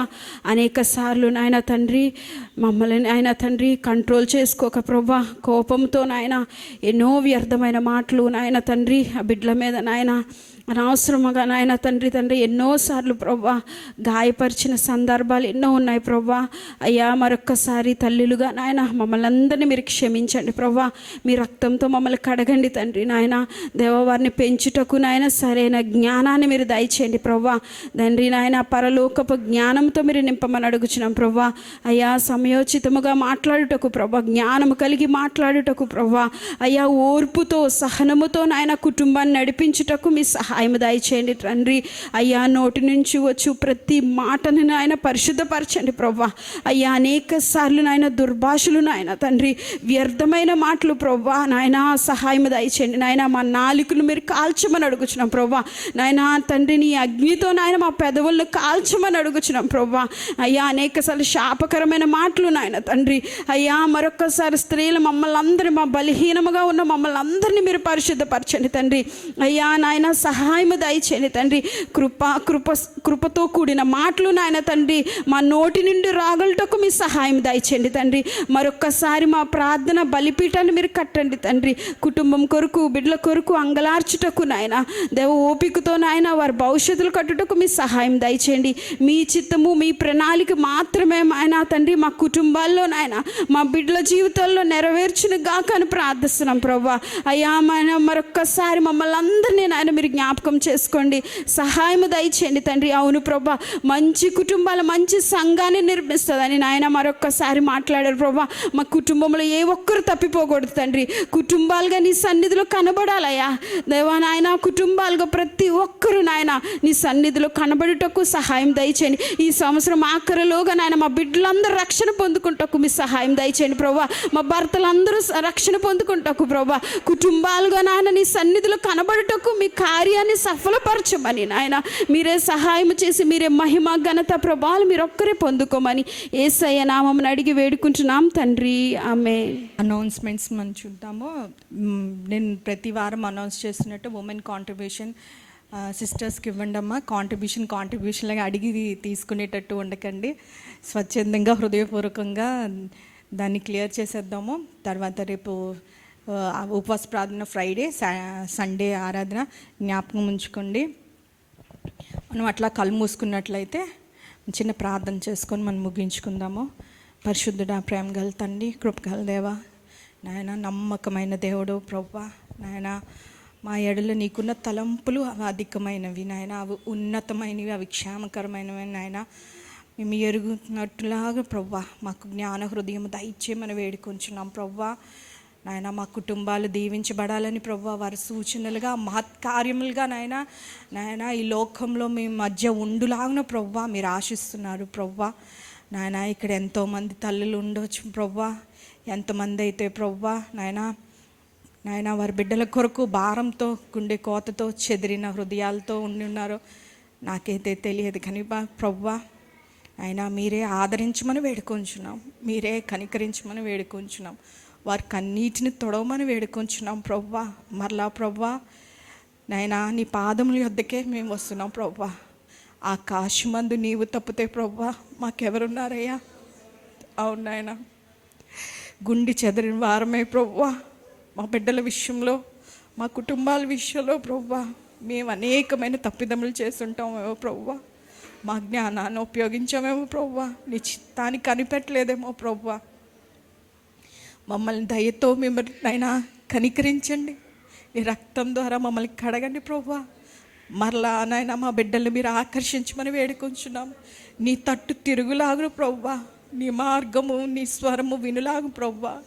యవ్వన కాలంలోనే ప్రభువా వారు నీ కొరకు బలమైన కార్యములు చేయవారుగా ప్రభువా నాయనా. వారిని మలచండి, మార్చండి నాయనా, వారిని దర్శించి మనం వేడుకొంచున్నాం ప్రభువా. ఈ లోక మాలిన్యం అంటకుండా ప్రభువా మా బిడ్డల్ని ఖాయమని వేడుకొచ్చున్నాం నాయన. ఈ లోకంలో ప్రభా ఉంటుండగా ప్రభా వారి ఉద్యోగాలు, వారి శ్రమలు నాయన మీరే వారికి బలంగా ఉండండి ప్రభా. నీ కొరకు పాపంకి నాయన వేరుగా ఉండలాగిన ప్రభా వారి మాటల్ని, వారి చూపుల్ని నాయన వారికి క్రమపరచమని ఒక ప్రత్యేకమైన జీవితం నాయన ఈ లోకంలో జీవించుకోవాలన్న తమను తాము ప్రతిష్ఠించుకుంటకు నాయన మా బిడ్డలని నాయన మీరు నిలవబెట్టమని వేడుకుంటున్నాం నాయన. నీ కొరకు నాయన జీవించుటకు యథార్థంగా ప్రభా, నమ్మకంగా జీవించలాగిన ప్రభా, ఆ మూల్యం ఎంతైనప్పటికీ ప్రభా నీ కొరకు మాత్రమే జీవించాలని వారి జీవితాల్లో ఒక నిర్ణయం, ఒక తీర్మానం తీసుకునిలాగిన నాయన మీరు సహాయం దయచేయమని వేడుకుంటున్నాం నాయన. ఈ లోకంలో ప్రభా వారు ప్రభా నీ కొరకు మహిమ తెచ్చే వారంగా ఉండుటకు నాయన మేము పెంచలాగిన ప్రభా తల్లైన మేము నాయన ప్రయాసపడుటకు నాయన ప్రార్థన చేయటకు నాయన మేము ప్రాకులాడలాగు నాయన అంగలార్చులాగిన ప్రభా నీ ప్రార్థనాత్మ మానక విడువక ప్రభా నీ సన్నిధిలో కరాను స్త్రీ వలే ప్రభా నీ సన్నిధిలో గోజాడలాగిన ప్రభా ప్రార్థనాత్మను మా మీద కృమ్మరించమని వేడుకొచ్చున్నాం ప్రభా. అంగలార్చుటకు నీ సన్నిధిలో మీ సహాయం దయచేయమని వేడుకొచ్చున్నాం ప్రభా. రక్షణలో రాని వారి బిడ్డలు అనేక మంది ఉన్నారు ప్రభా. ఆ బిడ్డలందరినీ ప్రభా నిన్ను ఆకర్షించుకోమని వేడుకొచ్చున్నాం ప్రభా. నీ జ్ఞానంలో వారు వర్ధిల్లింప చేయమని వేడుకొచ్చున్నాం నిజమైన రక్షకుడు నీ కొరకు ప్రాణం పెట్టిన వాడని ఎరుగులాగున ప్రభా వారి మనోనేత్రములు తెరవమని వేడుకొచ్చున్నాం ప్రభా.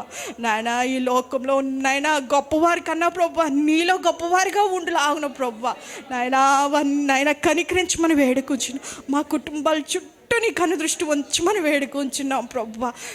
మీరే ప్రభా మా కుటుంబంలోకి అధిపతిగా ఉండమని మీ కార్యం ఈ సంవత్సరం మా కుటుంబాల్లో నెమ్మది, సంతోషము, సమాధానము మరలా మీరు కలిగించమని వేడుకొంచున్నాం. మరలా మీరు అనుగ్రహించమని వేడుకొంచున్నాం మీ మధ్య మీ బిడ్డల్ని దీవిస్తానని సెలవిచ్చిన దేవుడు ప్రభా నమ్మికతో నువ్వు చేసిన వాగ్దానాలను మేము స్వతంత్రించుకుంటున్నాం ప్రభా. మా బిడ్డలు దీవిస్తున్నందుకు వందనాలు ప్రభా. వారి ఉద్యోగాలు దీవిస్తున్నందుకు వందనాలు ప్రభా. వారి వివాహాలు జరిగిస్తున్నందుకు మీకు వందనాలు ప్రభా. మూయబడిన ద్వారం మీరు తెరిచినందుకు మీకు వందనాలు ప్రభా. మా కుటుంబాల్లో మీరు చేసిన కార్యములకే మీకు వందనాలు, స్తుతులు, స్తోత్రములు చెల్లిస్తున్నాం ప్రభా. మెట్టుకు ప్రభా మాకు జ్ఞానం ఇచ్చి ప్రభా మా కుటుంబంలో కట్టుకుంటకు జ్ఞానవంతమైన స్త్రీలుగా మమ్మల్ని ఉంచమని వేడుకుంటున్నాం ప్రభా. నీతిమంతులు వారి కుటుంబాలు, వారి సంతానం కాపాడుబడునుగాక నీ వాక్యాన్ని ప్రభా జేసం స్త్రీలుగా మేమందరం విశ్వాసంతో మేము చెప్తున్నాం ప్రభా. నీతిమంతులుగా జ్ఞానవంతులమైన స్త్రీలుగా మమ్మల్ని మార్చండి, మలచండి, మీరు చెక్కమని వేడుకుంటున్నాం ప్రభా. మా సంతానములు నన్ను తప్పించమని వేడుకుంటున్నాం ఉగ్రత నుంచి, కీడు నుంచి మమ్మల్ని తప్పించి ప్రభా నీ కొరకు నిలబడే కుటుంబాల కొరకు ప్రభా, నీ కార్యములు చేసే వారి కొరకు, నీ అవసరత, నీ కోరిక, నీ ఆశ నీ దప్పిక తీర్చే కుటుంబాలుగా మా కుటుంబాలు కనబడులాగిన మీరు నమ్మేలన అబ్రహాం నమ్మిన దేవుడు ప్రభా. మమ్మల్ని కూడా ఈ దినాలు మా కుటుంబాలని నమ్మమని వేడుకుంటున్నాం ప్రభా. మీరే మా కుటుంబాలు దీవించినందుకు వందనాలు. ఈ దినం మా జీవితాల కార్యం చేసినందుకు మమ్మల్ని బలపరిచినందుకు తల్లులుగా మరలా మా బాధ్యతను మమ్మల్ని పురుకొల్పినందుకు నీకు వందనాలు, స్తోత్రములు చెల్లించి మీరు మాత్రమే మహిమ, ఘనత, ప్రభావాలు చెందుకోమని యేసు పరిశుద్ధ నామములో అడిగి వేడుకొంచున్నాం తండ్రి. ఆమేన్. యేసు రక్తమే జయం, సిలువ రక్తమే జయం. యేసు నామమున సంపూర్ణ విజయం కలుగుగాక. అపవాది క్రియలకు అనంత నాశనం కలుగుగాక. ఆమేన్.